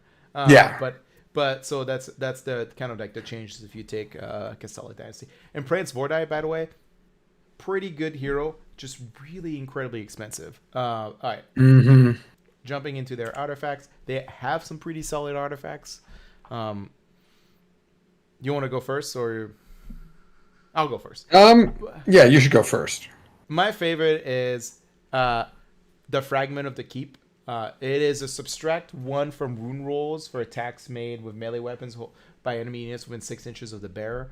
And mostly because in my mind, I still think the Vangorian Lord is probably most point effective hero in the Soublight Gravelord book. He's a pretty decent melee character. He basically flies. He has good movement. Has good wound characteristic. Has a good save. He can heal. Unlike the Vampire Lord and Zombie Dragon, can no longer heal like D6 once per game. He can only heal when he kills things. Same with the Vangorian Lord. But the Vangorian Lord has a command ability where he can heal D6 if he kills. I think it's a specific type of unit. But he also has an aura of reducing rend within 3 inches of himself.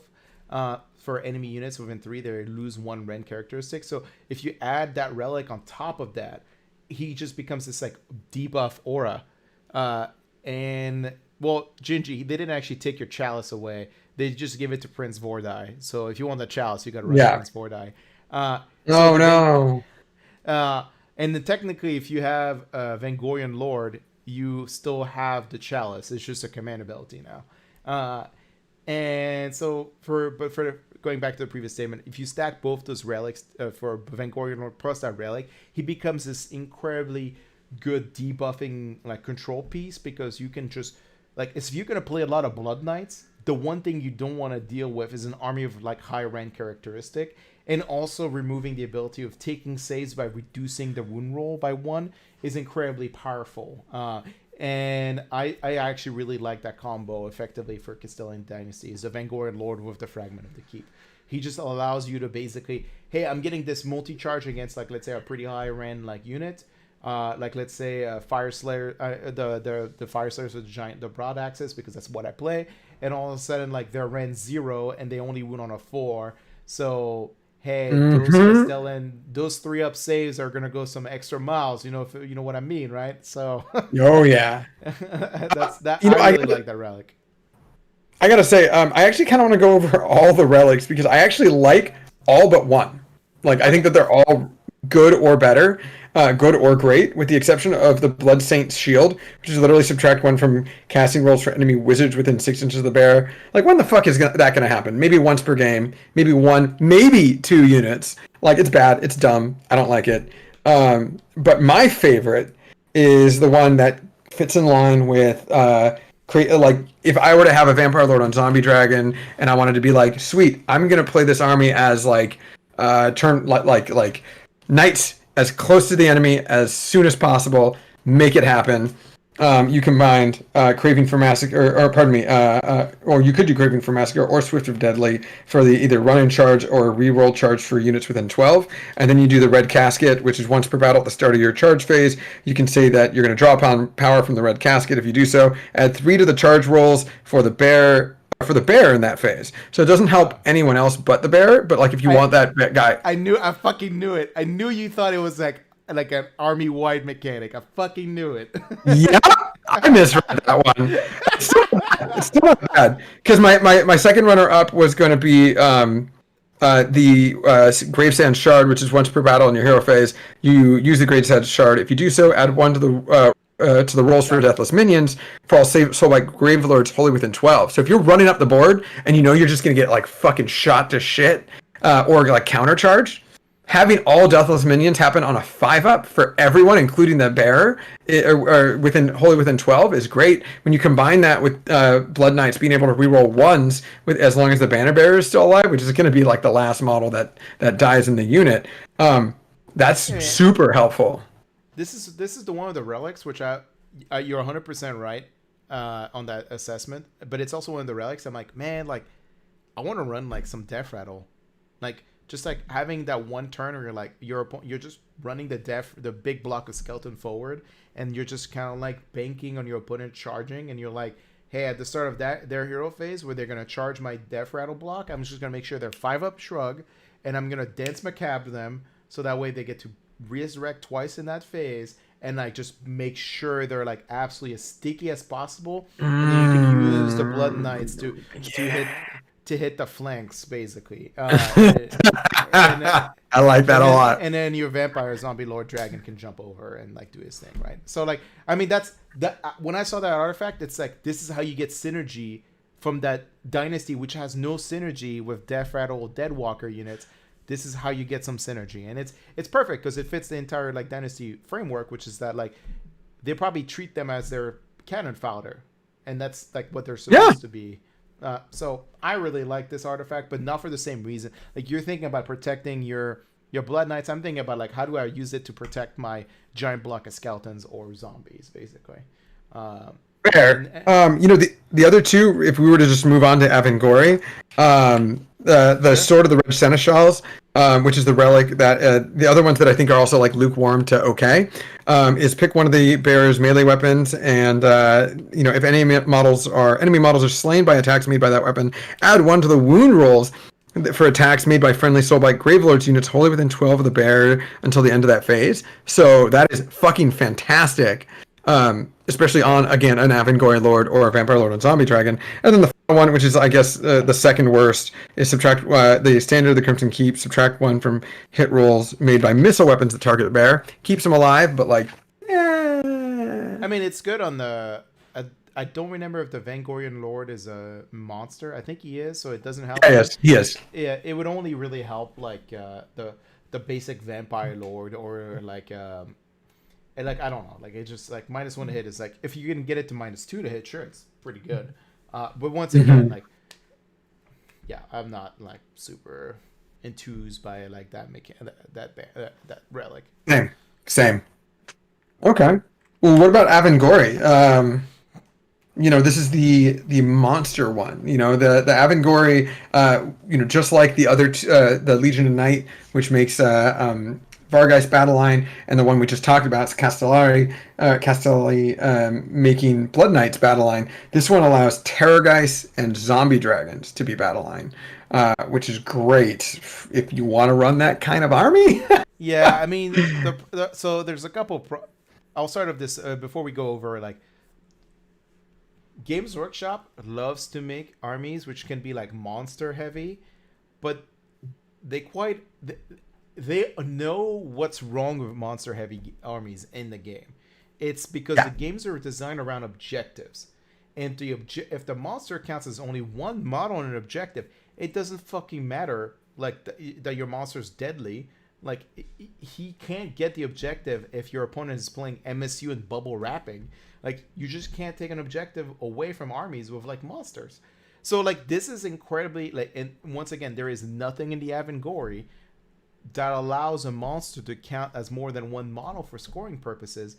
So once again, it's like you thankfully play in a book where you're not having to depend on only the monsters to carry you to victory. You can still take zombies, you can still take Death Rattle, but imagine playing like this is effectively what's the word I'm looking for? Or what's the fact? This is a Son of Behemoth death army, basically. They're trying to be Sons of Behemoth, like in a sense.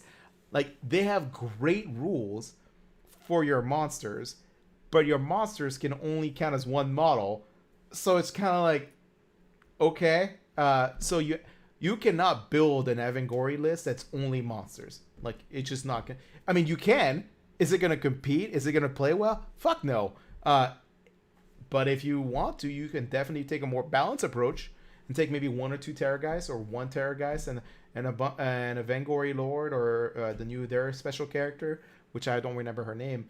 And then you'll be able to like kind of like make the army function. And I think they did that on purpose because this is the one faction that has the least amount of actual rules. They only have 3 command traits. They only have 3 relics or artifacts, and they have these like curse mutations which are for monsters, and we'll go over them in a second. But like once again, like they felt like they, as a design perspective, they wanted this faction to be too good, but they also didn't fix the inherent problems of like monster heavy factions, which is that if you count as one model as a monster, you're basically not that powerful. Like you're powerful in hitting power, but that's it. Like you can't score points. So you need other things. Anyway, let's start with the Curse Abomination rule. Yeah, I mean, like we do that Curse Abomination, which allows Terrorgeists and and Zombie Dragons to be battle line. In addition to that, you can choose one additional friendly Terrorgeist or Zombie Dragon. It's that keyword, so you could do the heroes as well. To have a cursed mutation for each Warscroll battalion in your army, you can't have more than one cursed mutation in your army that is not a duplicate of the same. And I think there's something about it, one for each battalion? No, or you can only have one. You fast read that. So that one has nothing to do with battle line. It just says You're right. If you have an Avangori dynasty, you can have one of those monsters have a curse mutation. Yes. And for each battalion, you can have another curse mutation. You just cannot have any duplicates in the army, which is kind of limits you to 3 effectively. It does, and the cursed mutations are all once per turn or once per battle too, and one of them is just like Castellari artifact. One of them is just absolutely fucking useless, and the other 2 are like situational. One of them is once per battle or once per turn at the start of your combat phase, pick one enemy model with a wounds characteristic of 1 that is within 3 inches of this model. If you do so, that enemy model is slain, and you can heal 1 wound allocated to that model. Now, it's really important to note that it is one model within 3 inches of the unit, so it's something that's already been charged. But you pick a model. Yeah. So that's powerful in a way where, like, if you play against Lumina, if you can charge within 3 inches, and the wizard model, you're like, I kill the wizard. Or chain against, Death Rattle or no, not Death Rattle, the Chain Rattle, or Death Rattle or something like that. Pick the Banner Bearer so they can't reroll once for deathless minions. Chain Rafts, you kill the fucking Dread Warden guy who makes them Bravery 10, so now they're Bravery 6. Like, there's some useful stuff there. I mean, it's also powerful because it's at the start of the combat, and it's once per turn, so it works in both your turn and your opponent's turn. And it's the start of combat, so you can heal wound at least before the combat starts. So this is, like, solidly, hands down, the most powerful one of the 3 available. Agreed. The other ones are, like, the once per game run and charge. We just talked about it. It's powerful. It's good for, like, the Blood Dynasty, so it's still good for a Vampire Lord and a Zombie Dragon. It's not bad, but it's once per... And that's probably enough, to be honest. It's the once per game when you need it, that's probably enough. It's good. It's not great. And then the No Blood Construct, which is basically forcing your enemy wizards to reroll casting rolls. With a successful casting roll in 9 inches of this model, it's good, but it's also very situational. Like, in terms of, like, if you have 2 battalions and 3 monsters, they're all solid picks. But if you're gonna rate them on a priority, like, of like what to take, they're gonna be, for me, it's gonna be like the Maddening Hunger, and then Urge of Atrocity, and then Null Sod Construct. One of the things I want to point out is I hate reroll successful casting rolls. I wish there were May ability, because sometimes your opponent, like, I rolled a 6, the spell succeeds, and you're like, yeah, but that's an easy one for me to beat. It's an easier one to beat for an Unbind. And they're like, and then a couple of games, because I had like that mechanic, like making people, like my Slaanesh army against you, where I had to make you reroll successful cast rolls. A couple of times you like barely passed your reroll, then it become like a 9 or a 10, and I'm like, well, there's probably less chance of me unbinding that. Yeah, I fucking love that. I wish those reroll successful rolls were very much so about as a May ability, not like you're forced to do it if you don't have a choice. I love that. I was like, oh, sweet, I barely passed. Now I hella passed. Like, at least one of those ones was like, I needed a spell on casting value 6. I rolled like a 7, and then I had to re-roll it. But you forced my re-roll, and then I rolled a 12, and I'm like, yeah, sorry, you made me roll. Well, it's especially if you have a spell that's a 6 and it's a success, it means that like re-rolling it means that you have something like 55 or 60% chance of rolling something higher. So it means you have more likelihood of rolling something higher than lower. So like in those situations, it's kind of like this really comes down to a detriment, because usually when you're playing Soulblight, all your heroes are wizards for the most part. So you have unbinds. Once again, just kind of like this weird like mechanic where it's like it could hurt you more than it can help you. It has a Well, risk of doing that. let's dive into the other half of their battle traits before we can even, because we still haven't even gone into the command traits yet. The other ones are so besides the fact that Curse Abominations exist, which adds mutations, curse mutations, and makes certain things battle line, right? The zombie dragon and the Terrorgeist. We also have 2 additional things rather than just 1 additional thing. We have Monster Smite, which is really helpful, which is subtract 1 from wound rolls for attacks made with melee weapons that target friendly Avangori Dynasty Terrorgeists and zombie dragons, or vampire monsters, which include Vangori Lords, unless the attacking unit is a monster. So sure, it doesn't work against other monsters, but you will love to fight against anything besides that, right? Like you're going to totally fuck with opponents. Not a lot of things in this game right now really subtract 1 to wounds for enemy units. There are a few spells that are maybe +1 to wound and stuff like that. There aren't even a lot of buffs that to wound that really exist. Like they exist, but not like on a huge scale. So being able to subtract 1 from wound rolls is like super helpful, especially if you run, like, this army incentivizes you to run that like very small model count all monster list. We forgot to mention one thing. So the Curse Abomination rule and the Curse Mutation rule is not an artifact or command trait, so it can be applied to the unique character of the Avangori, the name character. That's right. So you can take it on that model basically. Lukai, so just forgot to mention that, which is a pretty powerful mechanical combo if you wanted to, in a sense, because usually it's rare for named characters to get any additional book relics or whatever. Additional rules, that's right. Now, it's also important to note that the final thing as a part of the battle trait is Unstoppable Nightmares. Yes. I'm wrong, apparently, because I just reread the rule, and it says Terrorgeist or Zombie Dragon, and she's neither. Yeah. Okay, cool. So, and then with the Unstoppable Nightmares, which is the final battle trait for that dynasty. In the combat phase, you can pick 1 friendly Avangori Dynasty Terrorgeist, Zombie Dragon, or Vampire Monster to unleash its monster's power. If you do so until the end of that phase, use the top row of that model's damage table, regardless of how many wounds it has suffered, which is only relevant to, again, Vampire Lord on the Zombie Dragon, Terrorgeist, or the Vampire Lord on Zombie Dragon. It's not going to be relevant to the Vangori Lord or anything like that. But I mean, like, it's helpful. I mean, it's pretty good not for a Terrorgeist, because Terrorgeist, it's like they do 6 more wounds on the 6th wound on their giant maw attack, as long as they're on the top bracket. My favorite thing is, and this is something where I just am assuming that this is going to be a part of 3.0 armies, is that you notice that none of these factions, none of them have a command ability that's unique to that faction. So I'm just assuming that books moving forward are just not going to have command abilities per sub-faction, which is helpful because some of them are fucking insane right now. But this is not something that costs to see. What? I would be very shocked if that was the. It's just, I see why they didn't do it this way, because like your book is packed full of the Legion's rules, and they're just.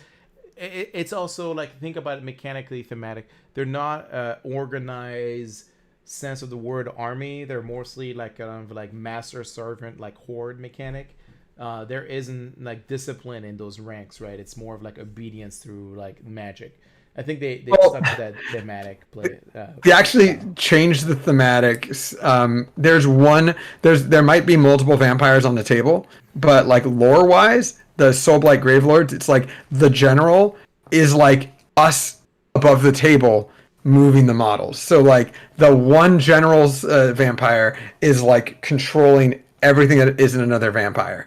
So it's like actually like he's ordering the other vampires to do stuff, but he's literally like seeing through the eyes of all the death rattle and like moving them himself while like doing its own thing across the battlefield. So, it's like they're playing the role of the player plus like more, Yeah. But what do you think about these command traits? Because for both the command traits and the artifacts, there's only 3 rather than 6. Yeah, they're fine. Like there's nothing to me I mean, like the problem is like, once again, it's like that army's designed around like very singular, single models. So like all the command traits are related around that in a sense. if I was gonna pick one of the three, I'll probably pick the eye for an eye, which is any wounds or mortal wounds allocated to this general in the combat phase. Add 1 to the damage characteristic weapons used by this general, including their mount, until the end of that phase. Just mostly because it allows you to kind of say, like, you know, if you're fighting things which you know you're not going to kill your general, but they might bling away a wound, you're like, if you do that, I'm probably going to kill an extra like 4 or 5 models this turn. So like it's, or you know, it for me that's a good one, just because like you don't want to. It allows you to not forcibly. I hate rules that force your certain model to activate first to trigger. I like rules that get a benefit if you choose to not activate first, effectively, in a sense. What about you? I mean, like I like Eye for an Eye. I like Torment for Driven Thrones. Like just unhinged rampager. I'm just kind of like lukewarm on. I mean, you know, being able to, you know, add 1 to your damage characteristic if you've taken damage, is cool. And then yeah, at the start of the combat phase, on a 5-up enemy unit suffer 1 mortal wound and can only attack the general if they've already fought that phase. Like it's okay. Like I'm very lukewarm on just like you, like with these command traits, but. Yeah, I mean, I'm more. Let's move on to artifacts, because all their artifacts are once per battle, and they're all not very good. You want to go through them? Because I'm also very lukewarm on these too. No, they're all very not good. Like they're okay at best. Like I mean, I don't know. Just to run. I mean, if we were to run through them once per battle, for the breath of the Void Maw, pick 1 enemy unit within 6 inches of the bear. And on a 3-up, they suffer D6 mortal wounds. Okay, and that's kind of swingy. And then the Gorvar's collar, once per battle at the start of your combat phase, you can say that you will don the collar. If you do so, you can reroll 1 wound rolls of 1 for attacks made that phase. Again, very meh. And then once per battle at the start of your charge phase, you can say that the bear will unleash the Fury of the Crown. If you do so after the bear makes a charge move, pick 1 enemy unit within 1 inch of the bear, and you roll the number of dice equal to the charge roll, and on a 5-up, they suffer 1 mortal wound. Just super, duper meh. All across the board. They're all pretty meh. Yeah. Welcome, Hammer Event, and I'm glad you're assembling 10 Blood Knights. We just went over the Castelli dynasty, or Castellan, or Cassoulet dynasty, whatever you want to call them. And I hope you're going to enjoy the rest of the show. We're almost done. Like, we're about to just jump into the Warscrolls right now. But this will be recorded, and you will be able to find it on YouTube and on Twitch. Boop, boop. So, moral of the story is Avagori dynasty, meh. solid C- to me. Yeah, it's like May. It's fucking May. What about these spell lores here? Oh, I actually, so like they're system fundamentally a nerf into in the previous book, but they've been, I actually personally like them. So one of the big things, if you don't know this, because a lot of people surprisingly didn't read the first top paragraph. This paragraph explains that Nagash knows all the lores. So if you have Nagash in your army, he knows all the spells from this book, and not just one. So that's a pretty big, important distinction. But outside of that, proxy, real quick, by proxy, all the Mortarks do too, or Manfred and Neferata do too, because Manfred and Neferata they don't know all of them, but they can choose from all of them. Yeah, they can choose one spell from both tables. They can choose one spell from both tables. Nagash just happens to know all, like Teclis and his panoply of his giant fucking Rolodex of spells. Nagash also has a Rolodex of spells. Hey. And so let's talk about Invigori. I'll let you pronounce that word because I'm not going. So this one's really simple. It is the faction-specific spell that is not one of the 2 lores. Every single Soulblight Gravelords hero knows Invigorating Aura. And it is casting value 8. You can add 1 for each roll for every Soulblight Gravelords hero that's on the battlefield. It doesn't say within X distance. If it's on the table, you are +1 to cast for this spell. So it kind of reinforces the idea of not running a Soulblight Gravelords list. I mean, when you think Soulblight Gravelords, do not think modern AOS. Think almost like Warhammer Fantasy, vampire counts. You need more 3+ heroes minimum, and and then a bunch of like small things, or maybe a few elite things on top of that. It is casting value 8. You add 1 to the roll for every Soulblight hero on the battlefield. If successfully passed, pick 1 friendly Soublight Gravelord summonable unit wholly within 18 of the caster, and you can heal to 3 wounds. So it's not a D3 roll, it's just up to 3 wounds allocated to that unit. If no wounds are allocated, you can return the number of slain models to that unit with a combined wound characteristic of 3 or less. The same unit cannot benefit from the spell more than once per turn, which is a bummer. But it is also important to note that every single Soulblight Gravelord hero automatically knows this spell, their Warscroll spell, and 1 from each of either the lore of Death Mage or the lore of vampires of your choosing. So every Soulblight Gravelord hero knows this ability, which further reinforces that idea of bringing D3 plus 3 models to any and every unit. But the problem is it does take up one of your casting rolls. Also, you forgot to mention that, once again, if you read the paragraph on the top of the page, every wizard in your army can cast a spell at the same time. I literally said that. Oh, did you? I didn't hear it. Sorry. It's okay. It's okay. So yeah, you can definitely, like, if you have multiple wizards, you can cast this as many times as you want. The only downside is only can he cast it on 1 unit. Anyway, reiterating when Alex says, I'm used to it now. And then now for the lore of the vampires. I mean, there's not much to talk about. The spells didn't change, really. Subtly. They did change subtly. Some of them did. Some of them did. I was gonna say, like, Pinions is still very good. They're still affected by Lord Shaiish, so if you roll a 9, it's an extra 10, an extra 12-inch move instead of. It's 12-inch move. Didn't it used to be only 5 inches if you got Pinions off, and they buffed it up to like 6 inches now? So you'd have a 10-inch move. Yeah, so your Vampire Lord on Zombie Dragon moved 24 inches. So now a Vampire Lord on Zombie Dragon, will roll a lot farther. But still, it'll just be 26 inches plus, They did nerf it. So this is the part where you didn't get over. The unit can only benefit from once per turn. That's so right, even Hammer. if you roll Lore of Shaiish, you cannot get the double benefit of Emerthian Pinions, even though like you used to be able to get. So they're like, hey, you used to be able to get 10 inches. Now you just have to settle for 6. Real quick to kind of like spread through, to like rush through lore of vampires here. The only other things that changed are Soul Pike changed, and now it's if successfully cast, pick 1. It's casting value 6. Pick 1 enemy unit within 18 of the caster, invisible to them until your next hero phase. If the unit makes a charge move, roll a dice for each for the charge roll number, and on a 4-up, they suffer 1 mortal wound. And that's pretty helpful. I mean, like, it's a more defensive spell, whereas previously all lore of vampire spells were very much like offensive. And then the only other one that really, I don't like that Vile Transference doesn't do damage and also heal. It just heals you, and that's it. And then Amaranthine Orb no longer affects your own units, so it doesn't affect any death units. Yeah, and unfortunately, in a mirror matchup, it's useless. But in a mirror match, it's useless. So that table got nerfed, which was surprising to me, in a sense, because real quick, and it's D3 damage, not D6. Yeah, so that table, once again, that table got nerfed because they're in Games Workshop mindset. They were probably like, everybody's gonna be spamming vampires, because the Death Mage lore is actually much harder to get a hold of, because you only have Mortax, Necromancers, and Nagash as an option. No, you have 1 Cursed City hero.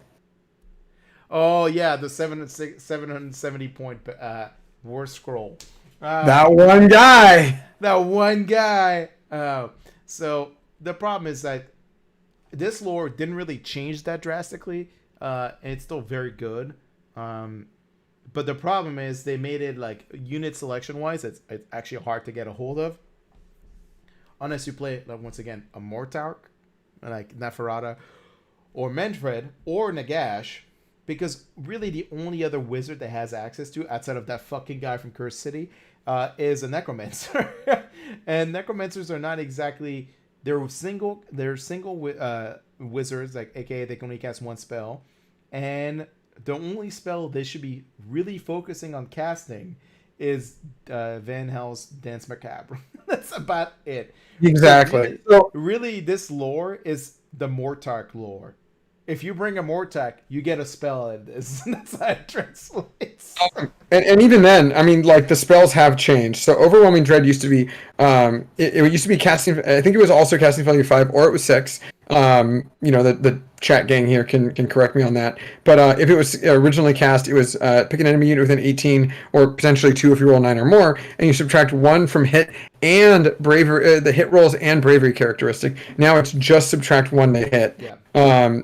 Yeah, and then Fading Vigor hasn't changed. Spectral Grasp has always been bad, and then Actually, Spectral Grasp is better now. it's identical. No, because Spectral Grasp used to be you have to be in terrain. This is within 3 inches of that terrain feature. It was always 3 inches, Oh, I remember. or it might have been 1 inch. I think it was limited. It was very much limited. This one is better now. I remember reading this one. I was like, oh, it's not so bad anymore. I mean, you're still probably not going to take it, right? Because once again, you're very limited how many wizard in your army can take any of these. Especially because like it's either a Mortark or a Necromancer, and that's it. Yeah. Now I actually want to double check Sure. that. I'll look it up right now. I'm looking at it right now as well. Go over Prison of Grief. I mean, Prison of Grief was the one that it wasn't horrible. It was casting value 6. Pick 1 enemy unit within 12 of the caster invisible to them until the next hero phase. Roll dice each time a unit attempts to move. On a 5-up, the unit cannot move that phase. The unit cannot be affected by the spell more than once per turn. Now, it used to be like move and charge and like attack, and now it's just move. So it's really interesting to see how things change with the lore. Oh, you know what? Pardon me. It used to be casting value 7. Now it is casting value 6. Yeah, it used to be each time a unit. Oh, so it's the same. It was the same, but it went down in casting value. Yeah. And then Fading Vigor, like I said, Overwhelming Dread used to be subtract 1 from hit rolls and bravery. And Spectral Grasp was 3 inches from a terrain feature. Yep. Yeah. Yeah. So I mean, they nerfed it a little bit, but the problem is they didn't nerf it in the places that like really hit it hard. The problem is now it's like it's much harder to get a hold of. I mean, it was still the same thing in Legion of the Gash. Like it was still only Necromancers and Mortarks who can take it. But now, like in the Legion of the Gash, you had access to Archon, which was a pretty solid like wizard for that. But now it's like only Neferata and Manfred, and they're iffy on that spectrum. So going back in time real quick, Lore of Vampires 2, there were some major changes to those spells. Amaranthine Orb, like we talked about, it no longer affects death keyword, and it's on a it's just units on a 2-up get affected, and they take D3 mortal wounds. It used to be same thing, 12 inches, or it used to be 12 inches instead of 9, and it was on a 4-up D6 mortal wounds. And Vial Transference, yes, was casting value 7 compared to current casting. So at first I thought it was something that required an errata for Vial Transference because it used to be, or because it doesn't hurt the enemy unit. Instead, it heals the hero, which it's casting value 4. If successfully cast, pick 1 enemy unit within 6 inches of the caster invisible to them.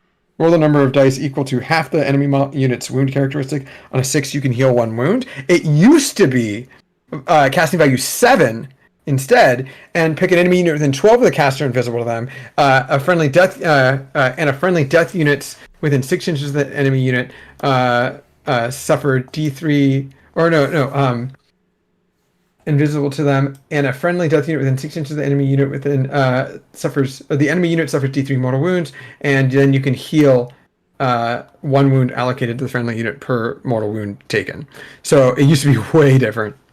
Yeah, I mean, look, the lore got nerfed. To be honest, like every time I build a list of this book now, it's very hard for me to like warrant using any of these spells because the Warscroll spells are usually better. Because typically the list I'm building has Belladonna, and Belladonna wants to cast her Warscroll spells. when the Vampire Lord that's a zombie, or the Vangorian Lord, the only thing he's going to care about casting is either his Warscroll spell or the Pinions that he's going to have access to, which is like about the only vampire spell worth taking, because your Vampire Lords that are wizard typically are like melee beat sticks, so you want the extra 6-inch movement. So how do we feel about these battalions? Oh, let's just jump. Yeah, okay, let's just jump into battalions. Why don't you, Alex? I mean, do you want to go through Path of Glory? No, I'm just pointing out. It's good to know that you have access to the hotkeys, and I don't. I don't have access to the hotkeys. I know, that was my joke. The red banqueteers or banqueteurs. Is it banqueteers or is it banqueteurs? Actually, I'm just gonna call it the fucking buffet line battalion. Buffet. It's actually a very good battalion. No, it's it's a very good battalion. I disagree. It's an okay battalion. You know my issue with this. We've talked about this. But we already solved your issue. We talked about this. So, for context, me and Alex have had it. He's really demoralized about the battalion because it says 2+ Vampire Lords. And he's convinced Vampire Lords just refers to the foot-walking Vampire Lord Warscroll. Even though No. What? It's not about that. So we're aware that it counts as, because the title, it's not bold, which means that regular Vampire Lords and Vampire Lords on zombie dragons are okay, but it's not bolded. So there is a useless, and like I've had this discussion. If Bill is still in the chat, Bill and I had a long conversation about this after one of our games with like a Stormcast thing, no, it was about I think I played Joe, and there was something going on with his battalion, and I was really confused by it, and he gave me a lot of like useful information about this, about like how the battalions are worded with keyword and bolded or not bolded or whatever, right? So that's all fine and dandy. I totally agree, and I understand that if it's not bolded, Vampire Lord only or Vampire Lord on Zombie Dragon. But there is a keyword in this book that is not relevant and listed anywhere in any of the rules, right? There's Vampire keyword, there's Hero keyword. Those are two separate keywords. But then there's also Vampire Lord keyword, which is only on a Vampire Lord, Vampire Lord on Zombie Dragon, and all the Vikos Dynasty named characters. However, there is not a single rule that affects Vampire Lord keyword. Yeah, so it happens all the time. What do you like? Why is this? I wanted to run a super cheap version of this battalion, I wanted to run Belladama. I wanted to run Belladama. I wanted to run Radikar the Beast. I wanted to run a Coven Throne, and then 2 units of Blood Knights, and then just like fill everything out. And that was going to be like a fucking perfect list. Because they're Vampire Lord keywords. You're going to have to wait for core battalions in 3.0, all right? Just wait for that. Anyways, go on. Red Banqueteers.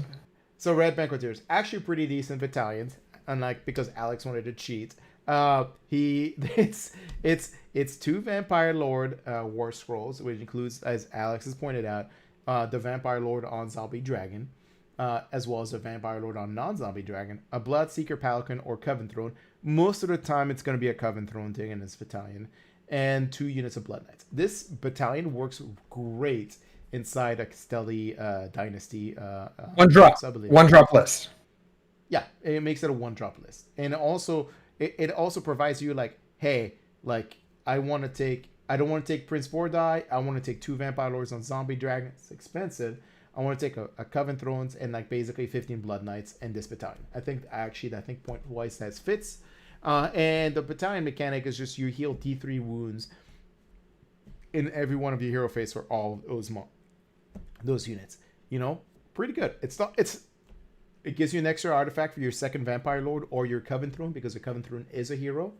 And it gives you an extra like CP, and it's just basically, it's a good battalion. It's if you're trying to lower drop count, it's a great battalion for Castelli Dynasty or Casule Dynasty, whatever you want to call them. Then the next battalion is actually the best battalion in the book, in my opinion, and I think everybody who disagrees is wrong, because there's only 4 battalions, so I'm only probably right 25% of the time. The Felwind Flock, which is basically 2 to 3 units of Vargeist, which are, as much as Alex wants to bitch about them, very good. 2 to 3 units of Fellbats, And the battalion mechanic is you add 1 to the hit rolls for attacks made by any weapons from any of these units in this battalion, as long as they made a charge move. That makes the Vard guys hits on 2s, by the way, when they charge. So it's incredibly... It's also a very cheap battalion in terms of unit costs. There's almost no tax units because the Fel Bats, while you can consider them being a tax unit, they're actually pretty good at sniping objectives away early in the game, and you don't really necessarily care too much about. Like they're if your opponent makes you go first, they're easily a unit you can just use to grab an objective early without committing any serious resources for a counter charge, or you can use them to counter block. They're only like 2 units of Fel Bats is like 150 points, and I wouldn't consider them too much of a tax unit because of how much they fit into the playstyle if you did end up running that battalion. Then we got the Death Stench Drove. Alex, would you like to talk about that one since you really like that? Yeah, real quick before we do that, you got me on a fucking thing, right? So when it comes to Red Banqueteers, I wanted to double check some. What's up? I think they're Red Banqueteurs, not tiers. And it's 100. Why? I don't know why I'm thinking of Banqueteers because I feel like that would make more sense. That's probably the accurate the red buffet. Like, it's one of those. Like, to me, it could be like there are British people write these rules, so it's one of those like aluminium shits, vitamins, vitamins situation. It's a French spelling, but like an English pronunciation. Yes, absolutely. Now, the problem with this battalion is it is an incredibly expensive battalion if you run Vampire Lord on Zombie Dragon. 2 Vampire Lords on Zombie Dragon. Before you even add if you add the battalion cost and the heroes, minimum of 2 heroes plus the Coven Throne, you are already at 1280. And then, when you really add things up, you can make a legal list at 1865, but then you have no additional points to spend on. So you might have to be a 2-drop army anyways, unless you want to run a list that's literally 1915 with an extra command point, and then you, I don't know, add endless spells. Like, it's not... I mean, we talked about this earlier, right? Which is the idea that like Castelli Dynasty isn't really designed to be only Blood Knights. It needs to have other things to function in there. Yeah, so you'll be a 2-drop army realistically with this one. Yeah. I got to tell you, sharing my thoughts at the Fellwing Flock, I agree. It is the cheapest battalion to run. There are a few units that from Legion to Nagash compared to this one. There are some Warscrolls that went the way of the Dodo. One of them is the Vampire Lord on a mount. So that's just gone. Doesn't exist anymore. Just a 40 mil base infantry guy. And then Bat Swarms are gone. So now my Bat Swarms are going to have 2 bats on them, and they're going to be they're going to be giant bats instead, or whatever. They're going to be fell bats because fuck it. I'm not like, if my bat swarms are gone, I'm still going to use the models. Yeah, right. And they're a fun unit and they're helpful for very specific means. So there are like they have a use, but the bat swarms, if they existed in 3.0, would you and then if they were the same price or a comparable price to what they used to be, they'd be great because they were. And enemy units within 6 inches are -1 to hit for missile weapons. It was like, oh, great, cool. Anyways, Deathstone's Drove is the one that I like until 3.0 exists, which is going to be Sorry, yeah, I had to go on that fucking tangent. It is the organization of the Deathstone's Drove is 1 to 2 corpse cards in bold this time. So it's either the Balefire Brazier or the Unholy Lodestone. Tomorrow we're going to see this week's episode for In Your Phase. You're going to take a little bit of a peek of the corpse card that I built up. Total conversion, it was like $2. I love it, and it's a good conversion. But this one is 1 to 2 corpse cards. It's a thrift corpse card. It's a thrift corpse card. I don't like the weird You're good. It's fun. It's funny you describe it as like this is a $2 corpse card. It's a $2 corpse. I mean, but it's also 6 wounds with a 6-up save, so it's kind of like $2 in terms of survivability, anyways. Yeah. Anyways, so it is. For the record, the Red Banqueteers. Death Strength, they're both 100-point battalions. Fellwing Flock is an 80-point battalion, and the one that we'll talk about after this is actually 120 points, and it's kind of like a very meh one in my opinion. I think you disagree with me, but the Death Sense Drove though is a zombie battalion, and it is 1 to 2 corpse cards, regardless of which version, 2 units of dire wolves, and then 2 units of Deadwalker zombies. So just 2 units of zombies, 2 wolves, 1 to 2 corpse carts, and it has a fun battalion mechanic, which means basically you don't have to bring a vampire lord on the table, a foot vampire lord, in order to get +1 attack to your zombies. Instead, it's add 1 to the attack characteristic of melee weapons used by units in this battalion if they are wholly within 12 of any corpse cards in this battalion. So it encourages you to maybe bring 2 if you have the points, but probably just bring 1 corpse card. So I like it. I mean, I think it's relevant. It's in my list currently. It's fine. It's not. The problem I have is like how to keep the dire wolves or the zombies like within wholly even 12 with corpse card is a little bit more problematic. I just hate the fact that especially if you only like tradition like this battalion really only wants you to run 1 corpse card like in terms of like it does. It's hard to use, but other than that, like if you want to dedicate like 1 unit of 40 zombies and the other one's 20, then you can just kind of like babysit the 40 and it's pretty good. Like adding 1 to attack characteristic of 40 zombies is actually pretty like the reason why in our game like the zombies weren't doing as much damage is because Radukar the Beast was dead and you didn't have the extra attack from that battalion, right? Like if you can get it up to 3 attacks each, like those zombies are pretty fucking terrifying, because they're on average they're like every zombie is half a mortal wound. So if you get all 40 of them in combat, that's like basically a 20 mortal wound generating on average, without any rerolls on top of like the rest of their damage. So you know, like it's like once again like it comes down to like the entire book is around like stacking auras and bonuses as much as you can, right? So if I was going to consider this is a really good, by the way, really good battalion for Verko's Dynasty, right? Like I just would design the list around the corpse card only benefiting 1 zombie block, and that's it. And also for the +1 cast for the other wizards. Yeah. No, I think that I agree. Like I'm part of my problem with battalions just in general is like they're probably not going to be legal in a month. For match play, they might not be legal going forward. We don't know yet, right? We don't know. Yeah, you're right. You can get the zombies up to a lot of attacks, but it's not worth the investment, dude. It's not. Well, I mean, it's also like super restrictive on how you do it, right? So, I want to talk about Death March because I actually really like Death March. I know you do. But it's also kind of this one battalion. If you commit to Death March, it's basically the only thing you're playing in the army. It's all Death Rattle. You probably want to maybe sneak in like Radukar the Beast in the list just for the extra CP attacks.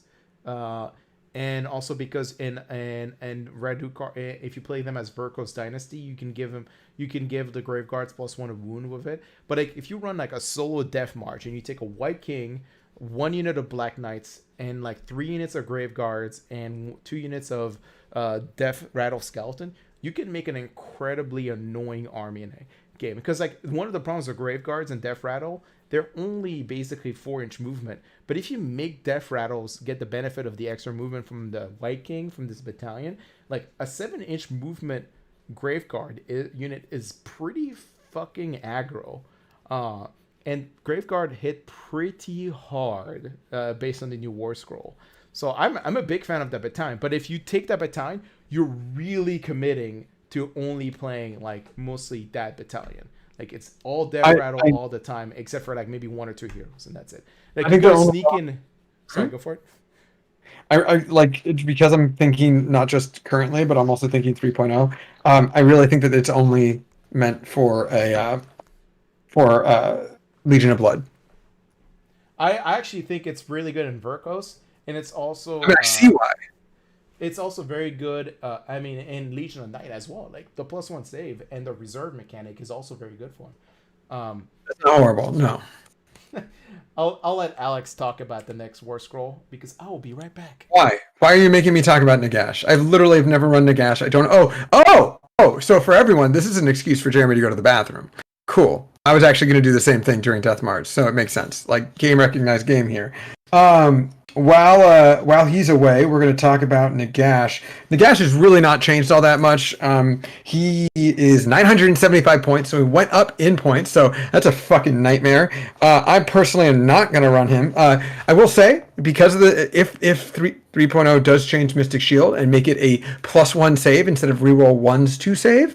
I can see why he's now 975, not because of this, mechanic, not because of Soublight Gravelords, because he can heal summonable units within Soublight Gravelords because of his invocation in Nagash, but he can also heal himself only in an OBR list. So in an OBR list, he's still going to be a lot nastier, and since he can still spam Arcane Bolt and Mystic Shield as much as possible, up to 7 times, he is a good way to run like a Stalak Lord OBR list and not have to worry about like Stalak Lord is run in charge for everyone, and then for a relentless discipline point you can make a unit retreat in charge, so it's really, really fun.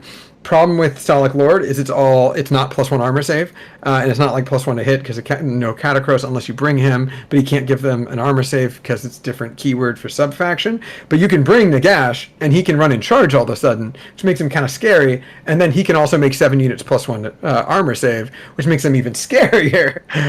So, like, he's great in an OBR army, and he can also heal himself and 4 other units up to 3 wounds, or bring 3 Mortec guard back from several units. But there's nothing to talk about. Everything is identical besides that.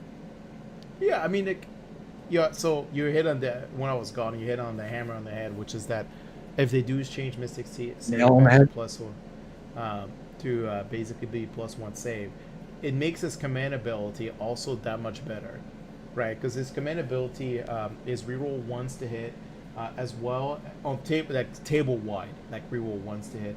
Also reroll ones of saves for all friendly death units on the table. So when you think about it, and also immune to battle shock, which is another mechanic of it.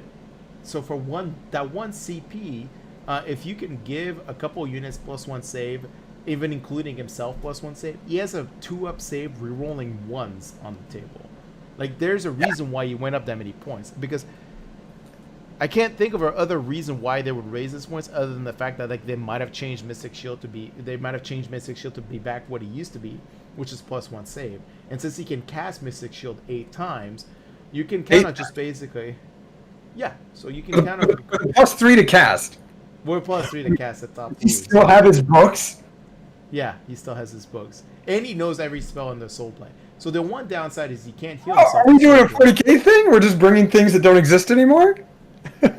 Yeah, we are. Because I think Teclis... Lore-wise, Teclis blew up all 9 books of Nagash just right in front of him. It was annoying, but whatever. Nagash was kind of... Maybe he had 18 books. He's just only used 9 at a time. It was a really, lore-wise, it was a frustrating fight because it was like, cool, 2 of the almost least liked characters lore-wise are fighting each other. Great. Like, but I mean, for me, it's like, I thought about it, like, how do I make Nagash work in a Soulblight list? And it's actually kind of really hard to make him work, period. But in an OBR list, like, now he's 975 points. He works a lot better. OBR list? Oh my god! Like, he's basically, like, if Mystic Shield changes to a +1 save, like, Stalak Lord now is basically Mortar Spiritorians. Yes. They have the +1 save from Catacross. It just happens to be Nagash.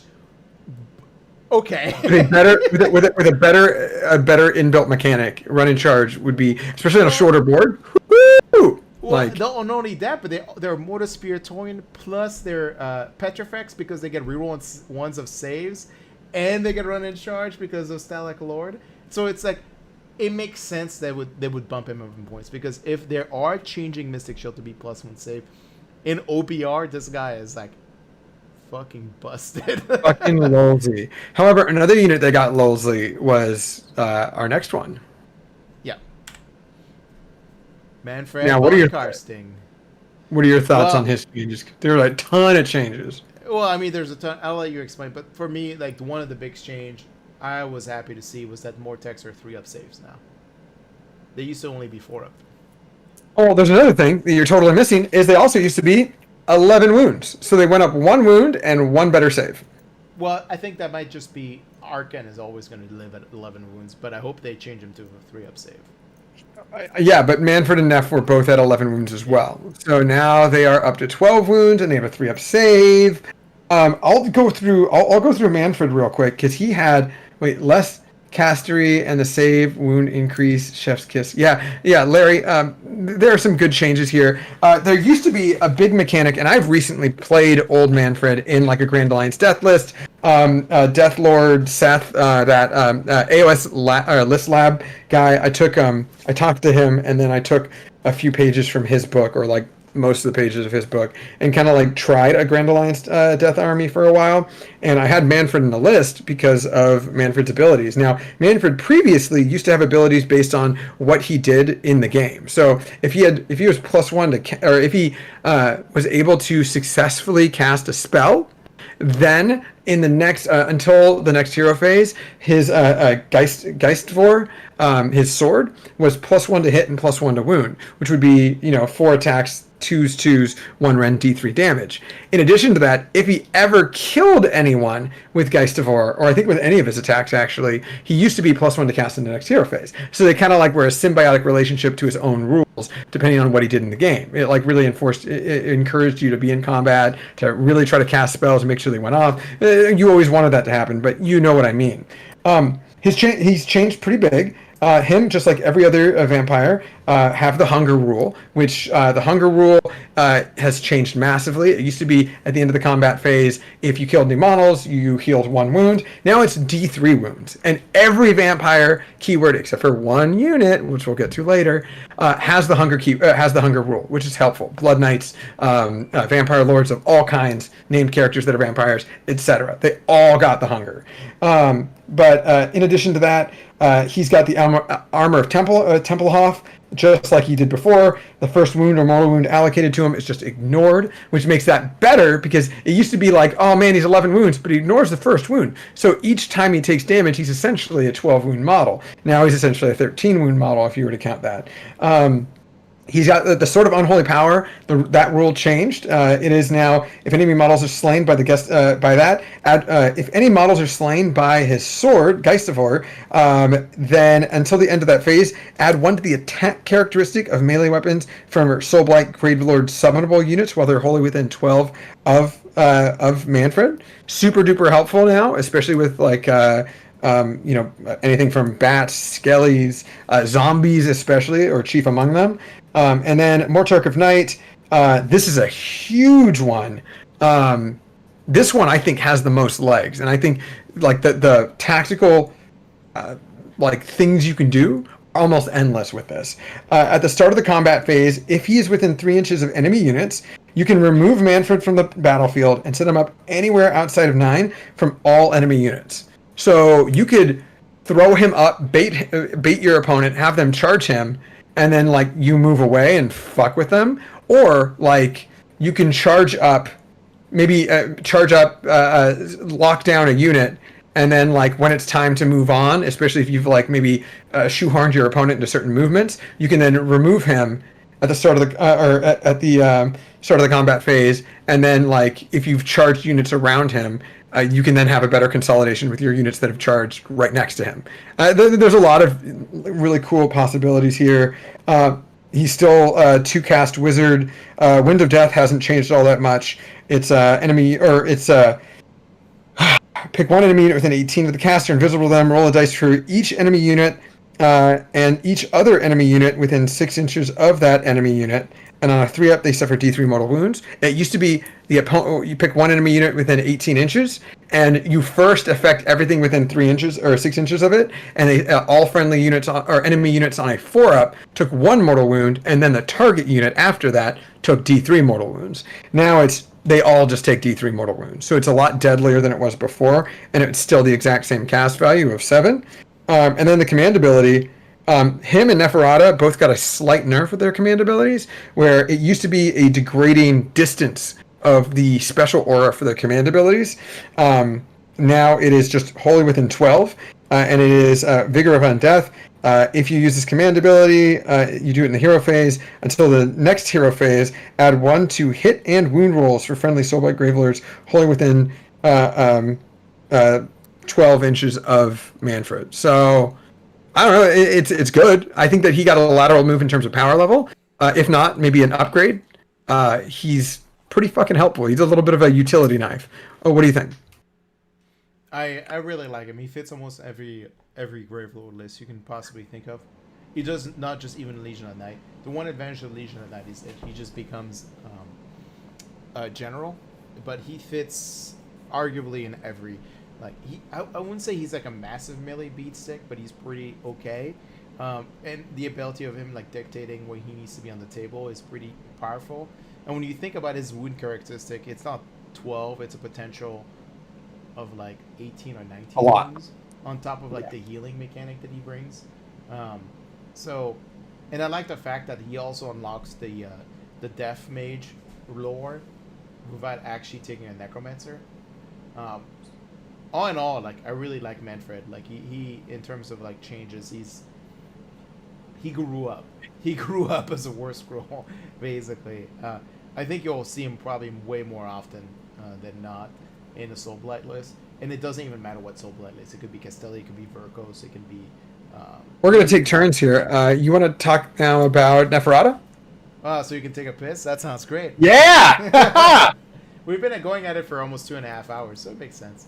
Alright, so let's talk about Neferata. So big thing, she also went up 1 wound. She went up to +1 save. In terms of melee profile, she hasn't changed that drastically. The big changes, though, is how her spell works. Dark Mist. Dark Mist used to be in the previous instances. Well, it used to be castable on any death unit. Now it's only Soublight Gravelords, but I believe the range also like got a little bit worse. But the point is, now it's ignore negative modifiers to save, not just all modifiers to save.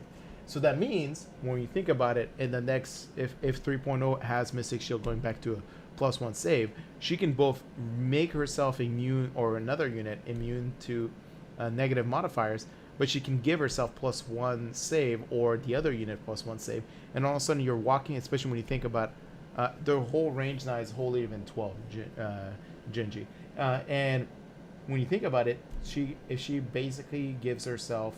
a Blood Knight unit of like 5 or 10, like ignore rend and 2-up save. It's incredibly annoying. Like I don't think there's many units outside of just straight up mortal wound generation that can basically remove that kind of unit off the table. I will say though, she works great with the Coven Throne. So her and the Coven Throne kind of like had this weird thing, because the Coven Throne has the ability to give +1 to hit, +1 to wound, and +1 save to a vampire unit as a command ability. So her and the Coven Throne can really buff up, like basically, really about any kind of units on the table. She doesn't have the hunger. She has basically kind of like a similar mechanic, except it's just she heals D6 wounds instead of D3, so she has a souped-up version of the hunger. And then on top of that, she has... I mean, Dagger of Jet hasn't really drastically changed. It's gotten slightly better. It's on a 5-up now instead of a 6. Yeah, it's only heroes. I don't think it used to be heroes. It always was heroes. I thought it was enemy models. No, pardon me. At the end of any combat phase in which Neferata slew any models, you can heal 2 wounds to her. Pardon me. That's the Mortaka of Blood. You would heal an additional 1 if you slew any heroes. No, Dagger of Jet used to be. That's the old Neferata. Now, I know. I'm trying to compare it. Yeah. Dagger of Jet used to be if a model is allocated any wounds from attacks using the dagger, but it is if you did any wounds to a hero and it wasn't killed, just like the other one, on a 6-up the hero was slain. Okay. Or it was the model was slain. No, you're right. Yeah, It was yeah. model, not hero. It was model, and this is just hero limited. So it got better, but got more limited in. It got worse. But the Mortar her blood went up like drastically, right? Because it's like anytime she slays any model, she heals D6 wounds now. It's like a That's huge. consistent like goblet of the chalice of blood, effectively. Twilight Allure. If you use this command ability, you can subtract 1 from hit rolls for attacks made with melee weapons that target a friendly Soulblight Gravelords Holy Event 12. I wish it was just a flat -1, not just melee attacks. I mean, it's not bad. -1 to hit in melee is pretty good, but like, I don't think that's what. When you're playing Legion of Blood, I don't think you were worried about -1s in combat. You're probably worried about -1s in shooting. Well, it used to be all units within 15 inches just a flat -1, which was just great because it protected you from shooting and other stuff. But now it's only -1s for melee attacks. Yeah, is a pretty big nerf. But she did, like I said, like she's more durable now. She has a 3-up save. She has 12 wounds, and she has access to unrandable basically save effectively. And she can still give herself that. Plus, on top of that, if Mystic Shield goes up to +1 save, then she can give herself like 2-up save. Shit, an unrandable 3-up rerolling 1s of saves is pretty fucking good. On top of that, she has a 6-up shrug save. Yeah, she's fine. Yeah, she's fine. Now, the next hero though is Prince Fortnite, and he is the most expensive hero besides Nagash. He's 465 points. And a Vampire Lord and Zombie Dragon is 435 points. Just FYI. He got worse. Kind of worse. Stats wise, he's identical to what he was. The command ability got slightly worse because it used to be pick a friendly hero within 14 inches. Now it's friendly hero wholly within 12, and you can make them fight in the hero phase. So if he's paired up with a zombie dragon, that's great, or literally any other hero, because it's not like a vampire hero. He does have, or the Breath of Shyish got worse, which was pick an enemy unit within. What was it before? Within 9 inches of him, and you roll the dice. And if on a 3-up, you take the damage table, which used to be a flat 6, then a d6. Now it's just d6 for both the first and the second level. So it's no longer a flat 6 if he's like unwounded or top bracket. So that's a little annoying. He's got the Chalice of Blood, which is great. But him and the regular Zombie Lord, and this is what I was alluding to earlier, the Blood Lance charge got way better. It used to be for me, I would rather take the +1 attack and do the standard thing, which literally, I do need to tell you, unless you have a Vampire Lord and Zombie Dragon, every single vampire character that's not Manfred, or including Manfred if you count Geistifor, all their attacks for their like main weapon are typically 4 attacks, 3 threes, 1 rend, D3 damage, which would go with the Zombie Dragon's sword as well. But I never did the because that was a little bit statistically slightly better than potentially 3 attacks instead of 4, but potentially doing flat 2 on the charge. Now you do flat 4 on the charge with a fucking Death Lance, so they're like, woohoo, like that's great. It's also -3 rend. For Prince Fortnite, it's -3 rend and 4 damage. I'm looking at that Blood Lance is -2. What are you talking about?